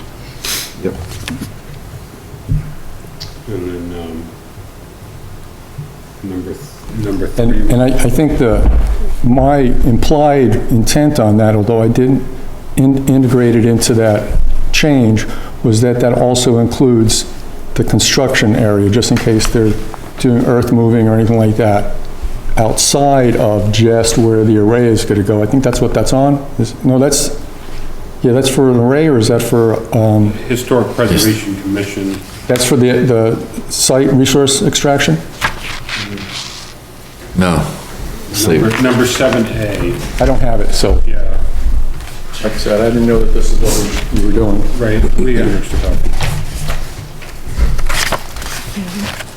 Yeah, It says asterisk. right. I don't see it. Which one now was this? 7A on page 4. Very top. Oh, okay, so this we're still on solar. Yes. Yeah, just, Oh, you were talking mineral extraction one, but we're working on solar. okay. Do you have solar? Yeah, he's got some. All right. Yeah, so anyway, within that 100-foot circumscribed area, that also includes any Construction. excavation or any construction. So it's not just the, let's say, 2-acre array or 2-acre section, and that 100-foot perimeter. But if, let's say, they're doing a bunch of grading or something beyond that, that also should be included in that, or understood that that's included in that. So that 100-foot perimeter expands as the project gets bigger. Correct. Right.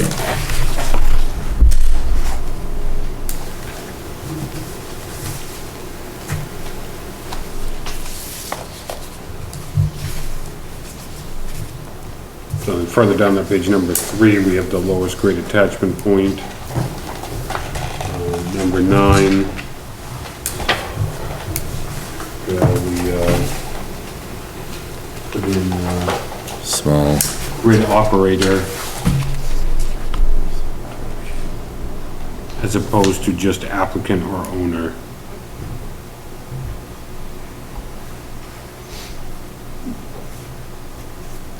And added in for off-site production.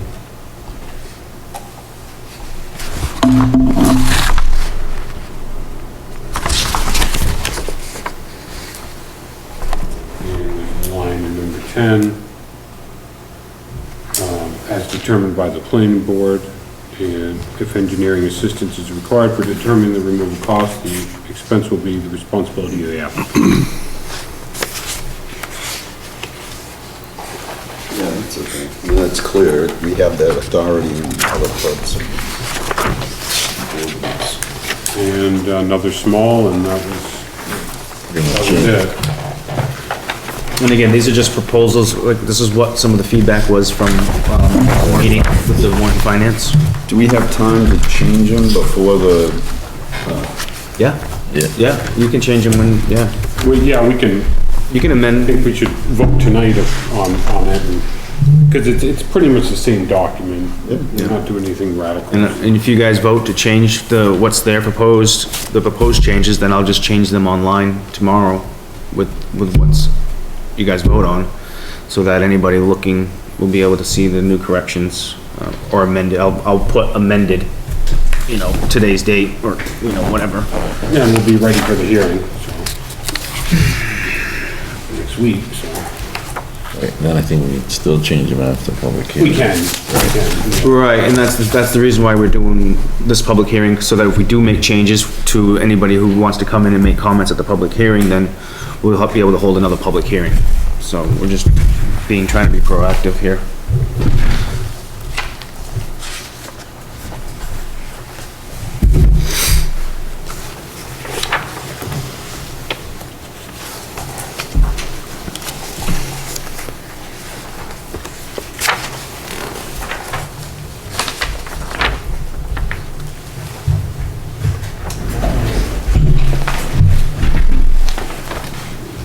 Want to move on to mineral extraction?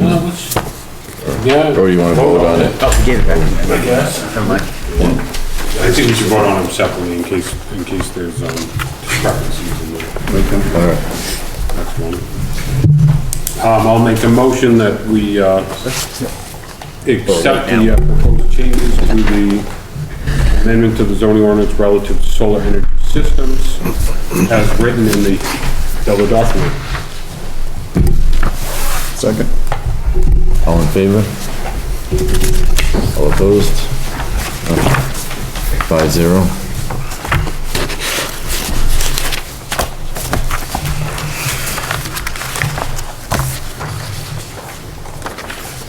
Just wanted to point out, we did make one change at the top of each one of them, where it says for warrant clarity. And that's gonna be on each one of the warrant articles. Instead of having omitted before or after, we now have existing wording omitted for warrant clarity. And I think that makes sense. I like the red, You like the red? I like the red. Yeah, leave that one in red, right? That we always get questions on the, asterisk. But you want every blue? time. No, red is nice. Red is a nice color. That was supposed to be omitted, I don't have the language in front of me, before or after, for warrant clarity. So we were gonna leave before and after in there. Correct. Okay, so that's, Because that's a more proper sentence. yeah, absolutely, okay. So Jason, you got that? Nope. Can you repeat that again? I got it. Okay, good. over here sleeping. We're just tacking for warrant clarity on the end of what we already had, as Yeah. opposed to deleting some of what we had. And I don't think we had any changes to the two shorter. No. Okay. No, it was just mineral extractions with the other one. Yep. We'll move on to that. We need to vote to add that for those two.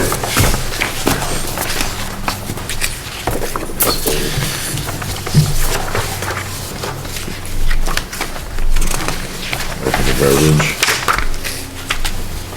Do you want a motion for those two? Sure, I'll make a motion that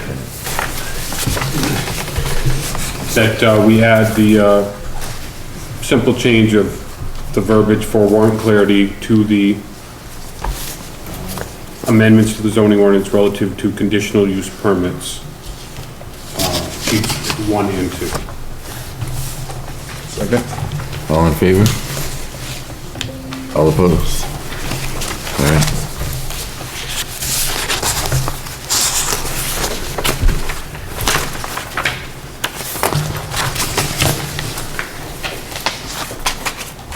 Is that supposed to go back on the other one that we already voted on?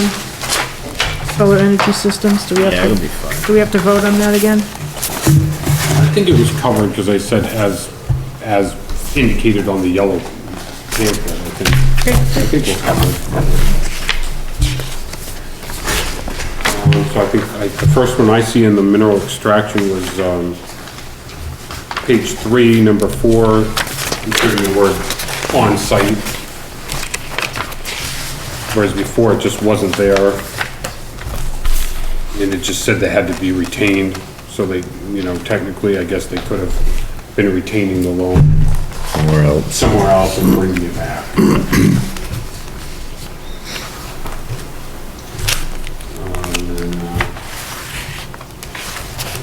C on the same page.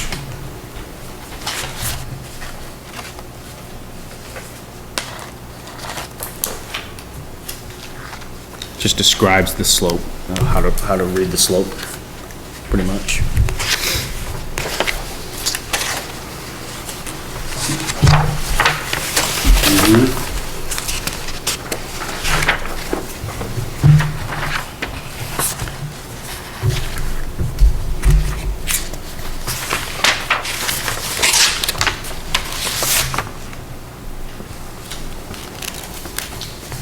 So page 4, number 11, inserting within 7 days of measurement.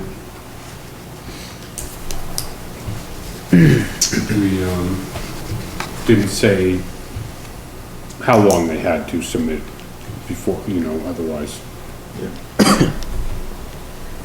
And number 12. You omitted, it says, the stormwater management plan shall be submitted to and approved is what was there, but it's been suggested to change it to submitted as approved. Makes sense. Before we move on, and I might have Charlie come back up to the podium, we had I just had a question mark on it, because on number 3 here, where it says, permits granted under this section shall expire after 2 years unless the applicant meets the following conditions. This was another, question from not just the warrant finance, but it was also addressed with the select board. They're looking for some kind of clarity, well, what permits? Existing permits, or when do the, where does that sentence lead? What does it lead to? I know, we know what it means, or where it's supposed to go, but, is there any way to kind of bring more clarity to that? Because like I said, it wasn't just a question from the warrant finance, it was also a question from the select board too. Oh, I see, and this is something that hasn't been changed. I didn't change it because I needed to see where you guys wanted to go. And I don't remember, there wasn't really a suggestion, it was just like, hey, where are you going with this? I'm not sure I understand the question. Page 4, number 3, clarification on permits. That's all I have there. Yeah, it was like, what are the permits? What permits, you know, are they existing? Just gave up my, Well, it says permits granted under this section, and we're under the, should it be all permits? Is it all permits? Is it existing permits? Is it permits from here on out? You know, that, I think it was something like that. oh,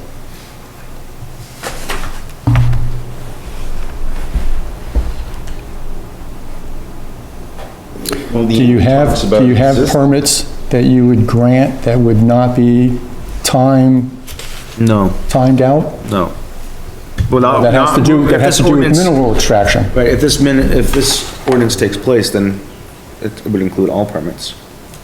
Previous or future. So then, Address the previous in the last paragraph. So when we say permits granted under this section, if this is approved, it would be mining operations they'll expire within 2 years, all the ones that are approved if this goes into effect. And the existing ones are addressed in paragraph 4, subparagraph 4. And that might have been a question mark just from, it was, because that was a concern from the select board, I know it was. And I don't, maybe it wasn't from the warrant and finance, but I just had a question mark there. well, we also had the concern of the discrepancy between because it reads, shall expire after 2 years, and then the next subparagraph A, it says in the calendar year after the permit is granted, and every 3 years thereafter, so we had a discrepancy between the 2 and the 3. That's what they're talking about. Which is, we need to Maybe that's what it was. basically pick 2 or 3, as far as I can tell. we have two different issues here, in my mind. You brought up the issue of whether or not section 3, or subsection 3, whatever it is, deals with all permits granted to the site, or whether it's only permits for mineral extraction. Is that right? That's a mineral extraction ordinance, so it's all Right. mineral extraction. Is there a permit other than for mineral extraction that would apply to a particular site? Well, you have the stormwater management permit, but that's, don't know if Falls under that's. DEP, not us. Yeah. Right. Right, and that's a condition of this permit, because you have to have that to get this one, right? So that's subservient. Yeah. But as far as a primary permit to actually grant someone authority to actually do mineral extraction, there's only one principle. If you want to solve the question that you raised, just put all permits. Just insert the word all before permits on number 3. And that, Granted under this section in here, correct? excuse me? So it would read all permits granted under this section? Correct. And that would cover your question or the select board's question. Because we just don't want to get confused with, they put up a building on the site. If we just have all permits. Granted under this section. Exactly, we need. Whereas this has nothing to do with section 4. Right, okay, yep. And that would cover what I think your question and the board's question is. Well, I didn't think I was going to be doing this on the fly. That's why we let you talk. So then in the second issue is the 2 or 3 years. It almost seems like that should be flipped. But it's a separate thing. Yeah. It says unless they meet the following conditions, Right. and then they gotta, schedule an inspection at a certain period of time. And if they do and it's done, okay. Keyword is thereafter. 3 years thereafter, After the initial 2. yeah. But see, that's the problem is, you have a primary permit that's running, the time clock starts 0, you get to 2 years. 2 years and 2 days, that permit for mineral extraction on that site and all subservient permits expire. Unless A, B, and C. At 1 day past 2 years, the permit has expired. Unless they've done. says unless. Unless the applicant meets the following conditions. Right, but it's hard to meet condition A because it says 3 years. Right. It's hard to meet that because you've only had 2 years. That's the point. I think that's what they're. Well, but it would work, because in the first year, they have to do it. You have to have a inspection, and then every 3 years after. So he's technically he can wait 3 years to schedule that inspection. No, he has to do it in the first year. First year, in the calendar And year every after. 3 years after. All right, so every 3 years after, but it says this is gonna expire after 2 years. Not if he No. does his inspection in the first year. Yeah. But the inspection is after the permit has expired, therefore the inspection is null and No, void. it's not. Why do you say that? If you do a It says after timeline, the permit is granted. In the calendar year after the permit is granted, and every 3 years thereafter, the owner shall schedule an inspection with the CEO between April and November 1. as long as you're okay with it. I don't understand the confusion. I could see the confusion because of the every 3 years, but it works the way it's written. That you get an inspection in the first year. And so it won't expire at 2 years and 1 day because you've complied with what was laid out. So that's not the way I read it. So how do you read it? So, let's say, There's doubt in it. the permit is granted to, the permit has been granted and the inspection was done today. Okay? Same, that doesn't make sense. They wouldn't do it the same day it was permitted. No, I'm saying the permit was granted prior. Okay. Okay? The inspection was done today. Okay? He now doesn't have to do it again for another 3 years, Right. correct? Right. But here you're saying that after 2 years, he doesn't have 3. So this is where the whole question mark was. I think it has to go to that too, is the 2 years is for, so for grandfather or existing mineral extraction facilities. They have to follow A, B, and C. That, I mean, that's where the clarity has to come in, I think, is because that 2 years is throwing off your 1 year and 3 year, because what you're saying is that, Pit D down the road, who's been in operation since 1970, once this ordinance goes in effect, they have 2 years to come in and to comply with this, or they're not allowed to operate. Am I correct by saying that? Why don't we reword that and say it that way? Paragraph 4 says they have to come in to see you within 1 year of the date of this ordinance. And then every 3 years thereafter. Now I'm confused. So is it clearer if we say it'll expire after 3 years? Yes. Yeah, and then everything's 3 years. Yes. How about putting the word renew every 3 years? In the calendar year after the permit is granted and renew every 3 years thereafter.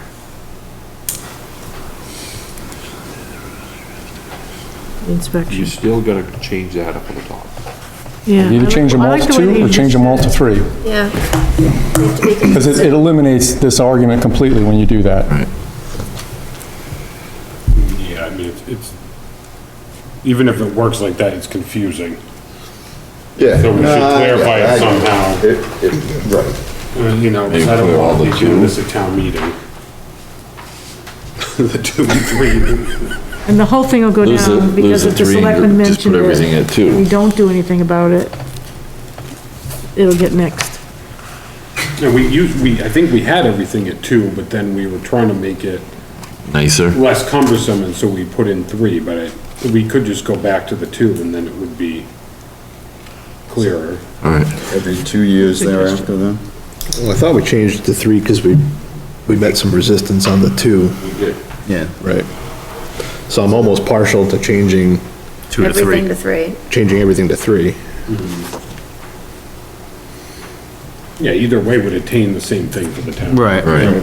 I'm fine with the 3, as long as it's, Okay, is there any performance period or timeline required for any of the subservient permits from DEP or anything like that? Because that I don't know. Do they have performance periods to where you have to submit a renewed review or inspection or anything like that?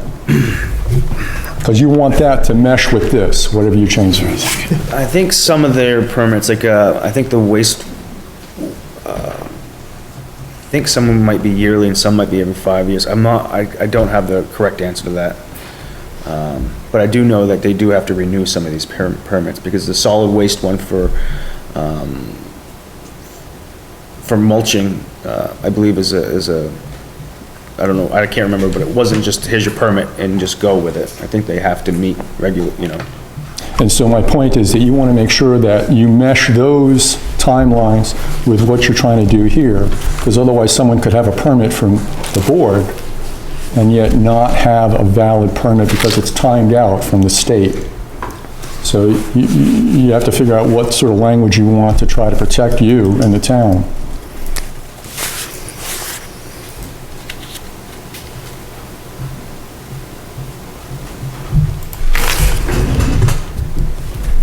Well, they have to show you their state permits, right? Yeah.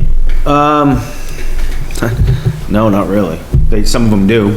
I did get an email of somebody's, solid waste wood processing one today that said that they were in compliance, that they had an inspection and everything was in compliance, and that they were following their rules. He sent me that, actually, it was either yesterday morning or this morning. He sent me a copy of it. But no, the state usually doesn't even inform the town. It's in good faith of the applicant or the permit holder to just give it to us. It wasn't something that was made a condition. And I don't know why the state doesn't just send the town a copy of them. All you're doing is CCing someone, but. Because you're not an applicant. Right. You're not on the form. Right. There has to be some sort of performance controls to protect the town. It could be something we want to pop in there that just, on one of these, saying that the owner-operator shall provide copies of permits from other agents, valid permits from other agencies or something like that. With each renewal or whatever, or initial plus each renewal. So. Within so many days of issuance. You have to have that window. So this is what was sent from the state, from the other permit holder, and it says that the department has completed its review of the 2022 annual report for the wood waste processing facility located between, such and such location. The annual report is complete and complies with the reporting requirements in Chapter 409 of the Maine Department of Environmental Protection Solid Waste Management Rules. I have also verified that your facility has paid the annual licensing and reporting fee associated with the annual reports covered by this letter. And that's what the applicant got, not me. He sent it to me just to say, hey, here you go for your records. Which is nice that he did that, but. He didn't have to. But you have no requirement for that, Right. and that's what you really want to incorporate into this. Why don't we add a paragraph E that says just what you said? Operators will provide, Compliance verification? compliance verification with other outside agencies. Yeah. You have to be specific on which agencies. On initial issuance and with each required renewal. It's always the DEP. Within 7 days. Well, just in case there's a new department that pops up. The state is. State agencies? Main state agencies? Because there's no reason that there would be a federal, right? MSHAR is federal. I would just say outside So it's agencies. federal, all agencies. Federal and state? MSHAR is strictly federal. But I'm just saying for him to write down federal and state. So what did we decide for the language there? I missed part of that.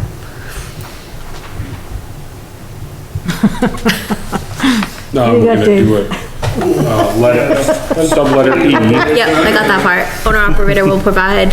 Compliance verification with all of their outside agencies, state or federal, or state and federal. State and. And you mentioned something about timeframe? Yeah, did we decide on the 2 versus 3 years? No. Submitting. Oh. From the state, or. I don't know, get 30 days or, I'm fine with it. In 30 days of issuance, or? I mean, if you do 7, I mean, you're really just putting somebody in, I don't know, it's up to me. It's up to you guys, it's your ordinance. You're putting somebody in what do you say? I don't know, I just don't wanna, if you do 7 days after they get it, or It's 2 years. whatever, I don't really.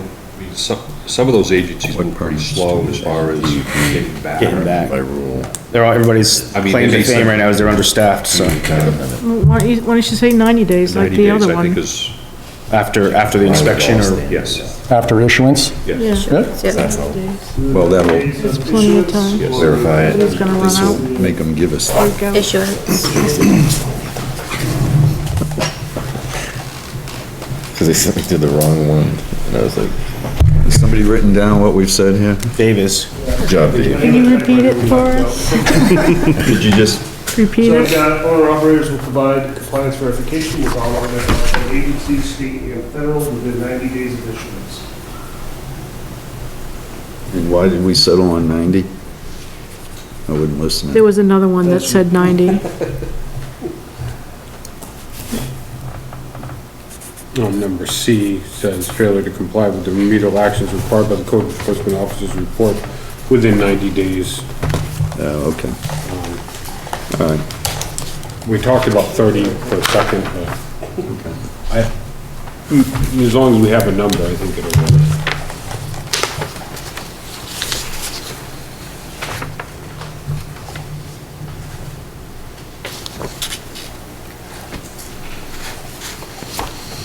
I think that was, there was one on page 5.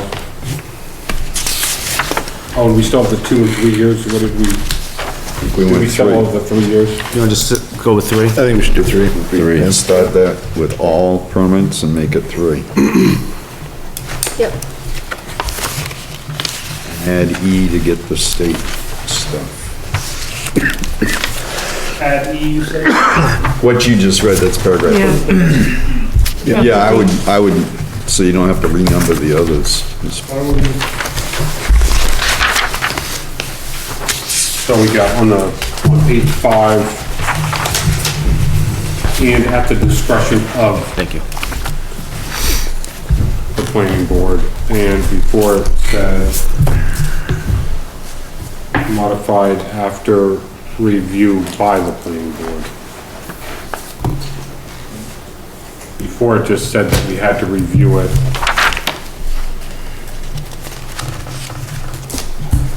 And just kind of. Just further clarity. That's fine. I did have one more thing I wanted to add that wasn't on the red. What is that? Are we all set with the last page there, number 5? Yeah. I wanted to, I was on page 4, I wanted, we could either do it as number 14, or we could do it as, I mean, I kinda want to stick it in after number 11, but I don't think it really matters.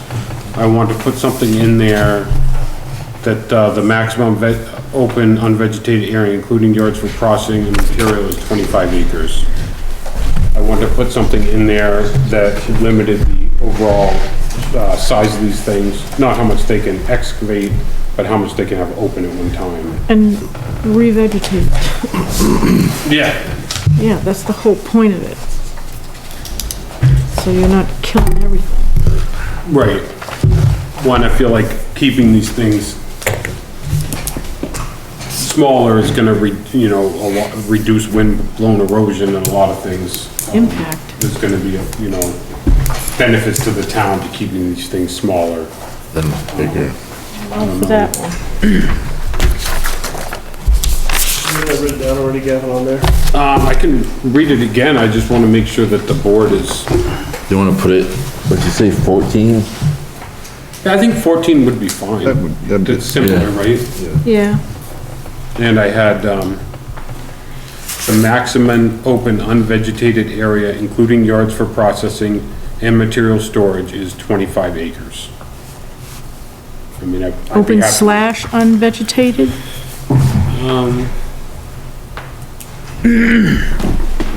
What happens though when our current applicant comes back in front of us and they're allowed 35 and now our ordinance says 25? Well, this is what happens when ordinances change, I mean. Yeah, I mean, we're not gonna go back and say you can only have 25, he's grandfathered. We have the same thing with the 25-foot buffer on a quarter-acre wetland. He comes back before us, that's different than what we told him, but it's not what was in the ordinance when we approved him. So is that enforceable? Yeah, see, I'm not a lawyer. Just putting it out there. But you're sort of skirting the issue of estoppel. You're taking a right or a possession of something that had already been granted. And you could be setting the town up for a legal battle that could be expensive.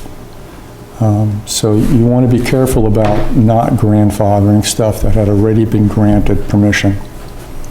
Oh, yeah, no, And that's, you know, his point about something that's already 35 acres, cutting it back to 25, you can't go and say, well, listen, you have to cover that over until you're ready to actually do something with it.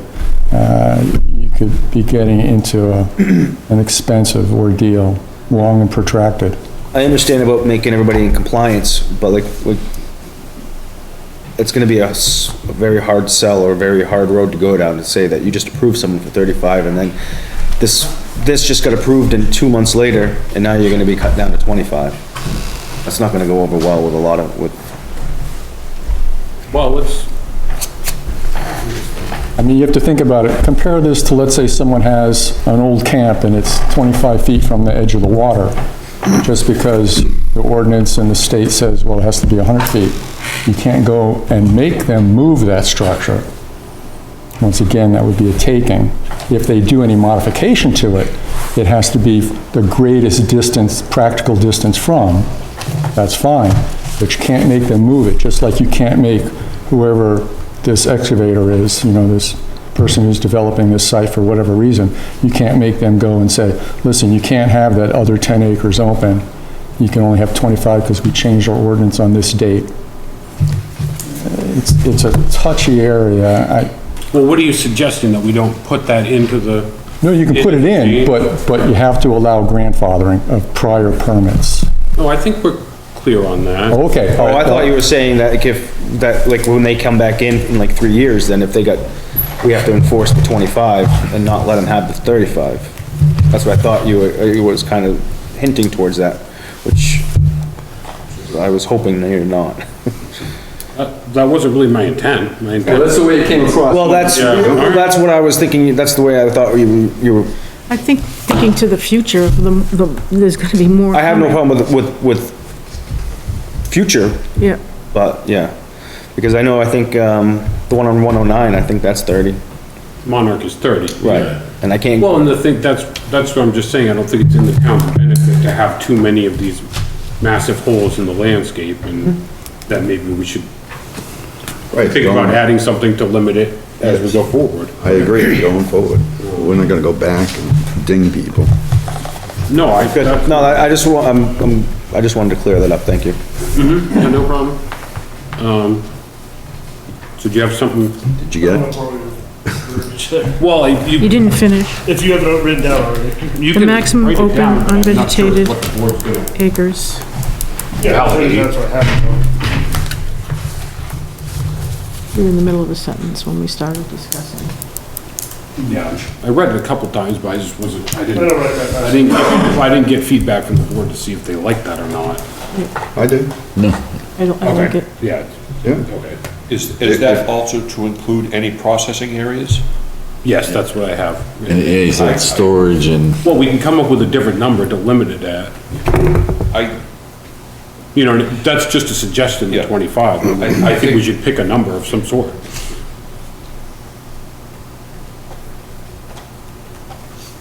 well, if you limit it to 20, I think where he's thinking, I don't know, but if you limit it to 25 25. acres, if that's, say that's a starting point. 25 acres, if you were to have your attraction, and if you were to have, facility to work on, whatever, maintenance facility, and also, any processing, it's Storage. That wouldn't include the maintenance And facility. The storage. verbiage I put doesn't include a maintenance facility in the 25. storage, material storage. Storage of materials, yes, Yeah. because those are unvegetated piles. Right, but that would be considered as part of the 35 acres, correct? At 25. Or the 25? Whatever number the board thinks makes Yeah, sense. I think it's. What makes sense to you as a number? I think the 35. 35. Makes sense. Just. Including the processing area. Including the processing area, yes. Okay. Yes. Just because of the logistics of the wash plant, and not everybody's gonna have that, I understand No, that. yeah. And that's, Well, not everyone's gonna be pressing the threshold. Some people will be at the Exactly. 5 acres, so we won't Exactly. have, this won't even pertain to them hardly. exactly. Yeah. But, to limit it down to 25, I think you're gonna get a lot of pushback. Does your language cover processing areas? Yeah, that's what I put. Yeah, it says, the maximum open unvegetated area, including yards for processing and material storage, is 25 acres. But I mean, I just thought about it, they've got 10 acres for storage and processing. That still gives them 15 acres open in the excavation areas. I mean, how much do they really need to have open in those areas? I mean, Honestly, Gavin, a lot of it depends on. The site. On the site Yeah. and what they have for material, because in one spot, you can have really good gravel, and Right. in another spot, you may only have sand. you Yeah, know, absolutely. So, and it depends on what they're gonna need for their processing, so that's the Do determining you really factor. think they need 10 acres per site that's open? Like if, for the sand, they need 10 acres, for the gravel, they need 10 acres, and the... Again, it's Okay. site specific, you All know. right, well, let's open it up to the rest of the board, I guess. But, I mean, I have worked with people that have owned pits for the last 35 years, you know. It is very site specific. It also depends on the size of the property, you know. There's a lot of considerations to take into place there, you know, so. My logic was that we spent so much time on the vernal pools. And if you think about the impact of 50 acres just being, Unvegetated. unvegetated and bulldozed, and you're impacting a lot more life than just, I mean, the whole idea is that you revegetate so you save and preserve, I don't disagree. I don't and you disagree. do it as you go. Yep. Rather than go in and blow it all open, and then, why not do it a little bit at a time, and as you go, revegetate? And that was the whole point of the law, and that's why it's 10 acres. We're saying 25 now. We've gone from 10 to 25 because all of a sudden with Matt, we were at 50. Yeah. And that was my, it just seems like that's not gonna meet, we have this little checklist. And it's, what is it, the second thing that says, is it going to, Adverse impact on yeah, adverse wildlife. impact on the That's the environment. first one. And I can't rationalize that if you're gonna go in and you're gonna blow open 50 acres, when the state standard is 10, that doesn't make sense to me. That's where I'm coming from. I mean, I understand when you're in a gravel pit is impacting, and that's just the way that it is. But if we go in and we say, the minimum is 10, well, go ahead and take 50. It goes against what the first spawning grounds, aquatic life, birds, other wildlife habitat. That's where I'm coming from. We spent so much time in the vernal pools, and that was just a small, this is much bigger. Yeah.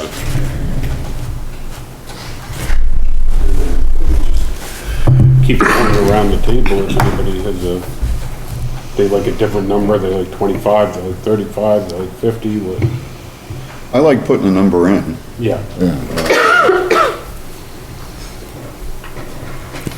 What do you I felt think? 35. Yeah, 35 That's including, including everything though. okay, not in addition What just to. happened. it would, right. And it wasn't really a surprise, I just kinda knew it. 50. And, Yeah, I couldn't keep and it I all agree. straight. You're trying to make a house lot, you're having the person back down to wildlife and. Problem was, is that we were too far in the game. Yeah, I sent out an email. I was sick for the whole month of February, I missed the meeting. I sent out an email, I've mentioned it several times and it wasn't addressed. So, you know, and then the last meeting that I went to, we tried to, you know, talk about it, and,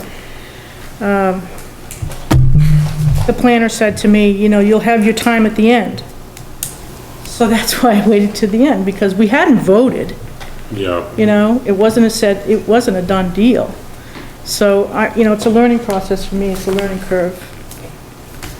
You know, I wish I didn't know then what I didn't know now. Wish I didn't know. How's the song go? Is there a table or any sort of matrix in the ordinance, and like I said, I'm sorry, I don't have it in front of me, that delineates maximum operating area or disturbed area for different, whether it's the extraction site itself or whether it's processing or washing or facilities maintenance? So there's nothing like that. It's, you're looking for a global number for all operations. Well, the other way we could do it. Yeah, the other way we could do it is, you know, you had one number for rural, one number for critical rural. Just, you know, so we limit the size of these scars in the critical rural, which is. Is it permitted in critical rural? Mineral extraction? Yes. Yep. Okay. Yes, it is. That's where it all is. Well, yeah, because it's all.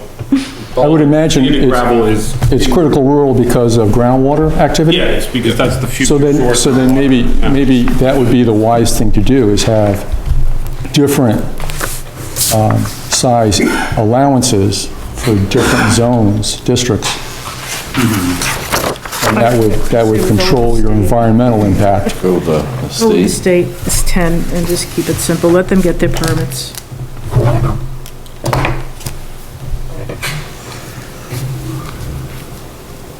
Drafting ordinance is very difficult. I would leave that alone. I have nothing bad to say about anything that's happened so far.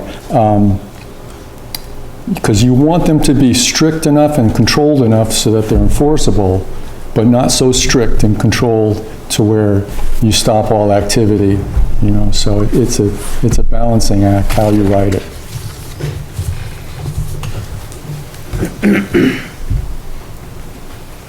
But you want to write it well enough to where when an applicant comes in here, They know what they're looking at. they know exactly what the rules are, and you're not having this month-long, 2-month-long, 3-month-long debates, you know, dragging permits on forever, you know.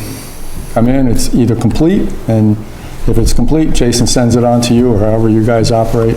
And if it's not complete, he just turns it back to me and says, well, look at this, this, and this, and then reapply.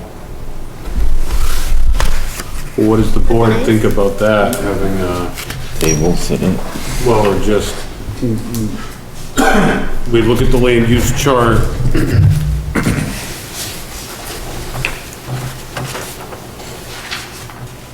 I would like to hear from you. What they're going to think. I don't want to see this be shot down. I mean, well, you're right in there, you know what's going on. Right, I mean, maybe that's true, if you feel like this is gonna be a detriment to what we're putting forward and an issue, then we don't need to include it. You can always amend it next year or put it in now, or. Yeah, we won't though. But,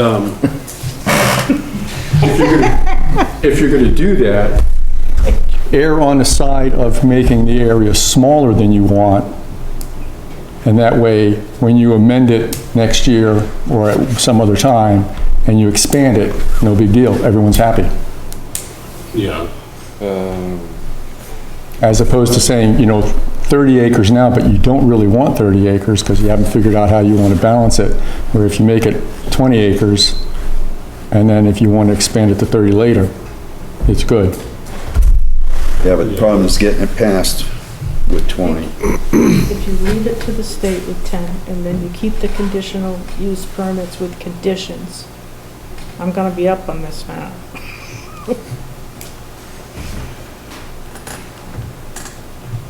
I think that's a safe way to go. That's what the You're state, saying 10 open acres with processing?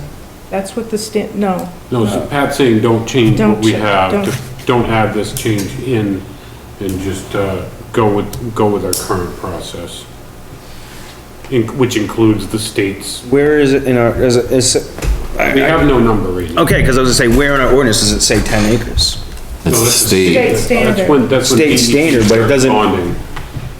Because that's how it's done, they have to get a permit, anything beyond. The state standard is just saying that anything over 10, that you need to bond with us too. That's not, it's not saying you can't go over 10, it's just saying if The you more go money over they give 10. the state, the bigger they can make it. Yeah, the state doesn't care how big it is. The state, if you wanna have 100 acres, that's fine, but you're gonna get bond 90 acres of it.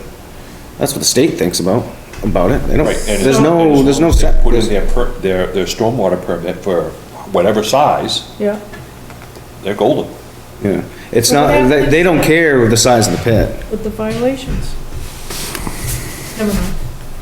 So the 10 acres is not a state standard, that's just when they want the applicant to be bonded with them. Right, it's a threshold. So there's no state, yeah, like, how big do you want it? They don't care, they just want it bonded. I mean, as far as I know. I could be completely wrong by saying that, but. To regulate how big it's supposed to be. Apparently, I mean, I don't know, you go over to Leamington and you look at the size of FR Carroll, that's huge. That's well over 30, 40 acres, you know, place is massive. yeah, and like, That triples the Twombly Road one, easily. Yeah, Hey, so, back to the drawing That's a board. 250 acre parcel. 35? right, because we had, and Monarch was, I think Monarch was at 20, and I remember them coming back and going up to 30. So there's no reason they wouldn't come back to it again. I don't know if they have that much land left. I think they're. No, but No, I know what you're saying, I shouldn't be drawing examples for Right, the yeah. anyway, but, St. John's Pit. they do come back and ask for more. Another 30.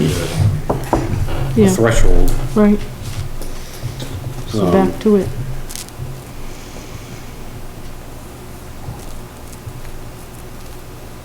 I mean, you know, we could either just come up with, we could scrap it, we could come up with just one number, or we could come up with numbers for the different zones that it's allowed in. I think one number is simple.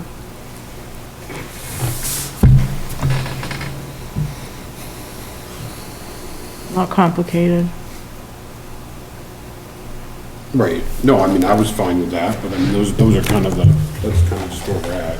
Well, I think to try, and we did this with the 2 versus 3 years, I think to make it more palpable, I'd kind of agree with Adam that we go with 35 instead of 25. And that, the one thing that's better, if we had had that in place for the previous one, that he would have been capped at 35 instead of now 50 when you add in his other thing.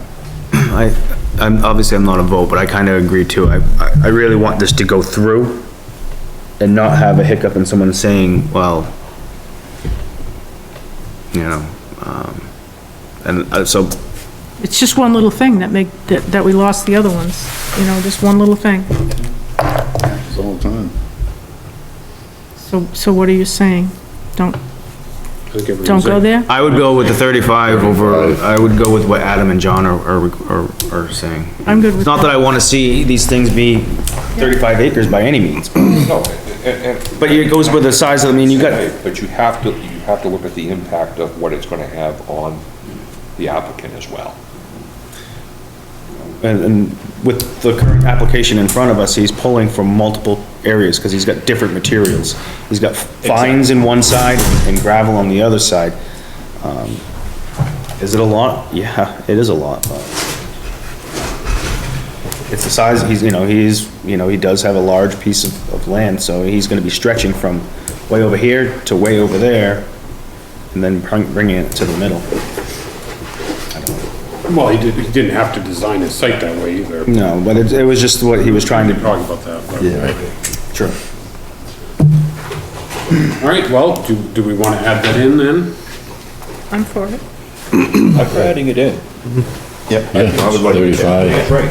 All right, well, let's do that then. What number are we making it? Well, it seems like if we voted, people would say 35, we can vote if we want, or we can just assume that that's what we would get to, and then we can just vote on all the changes as one.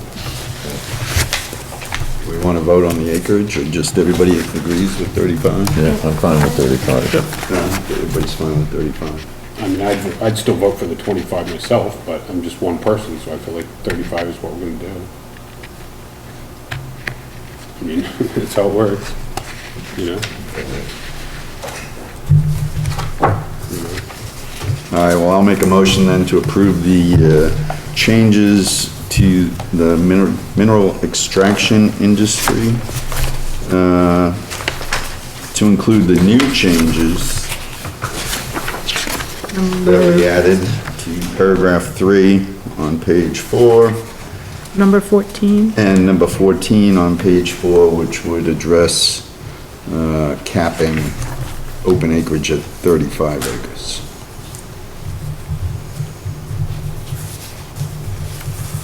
I'll second that. All in favor? 5-0.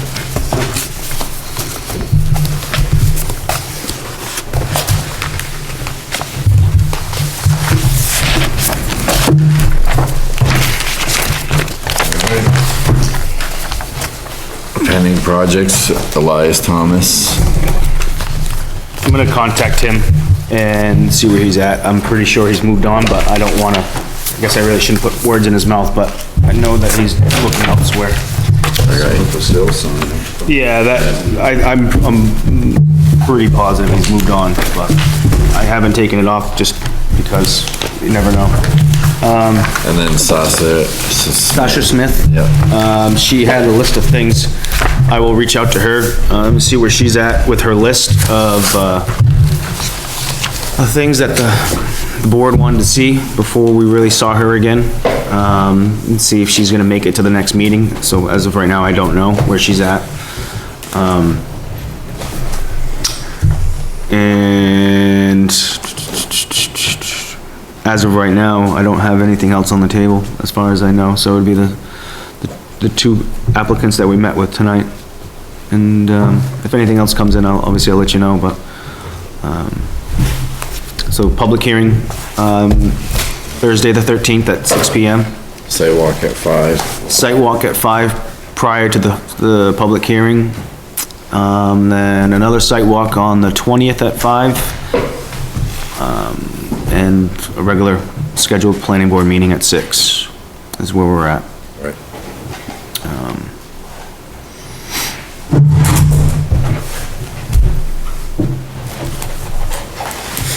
So there's not much on the agenda for the second meeting of the month. Not as of right now.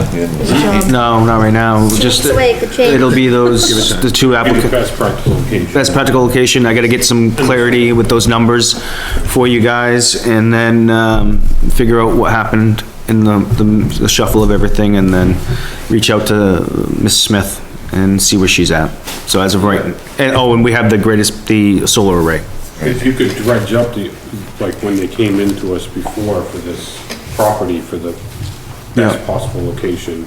I'll look into it. Previously, the information in that might be pertinent. I'll look into that and see if I can find anything, and if there's any minutes from another meeting of some sort. I'm almost positive I went to a site walk at that site, but it was years ago. Would it have been for the new garage? No, because it's outside. Because it's outside. Well, I didn't know if they said, well, I'll put it outside, but. All right. Chapel. Right. Mr. Chairman, I move we adjourn. Second. All in favor? All opposed?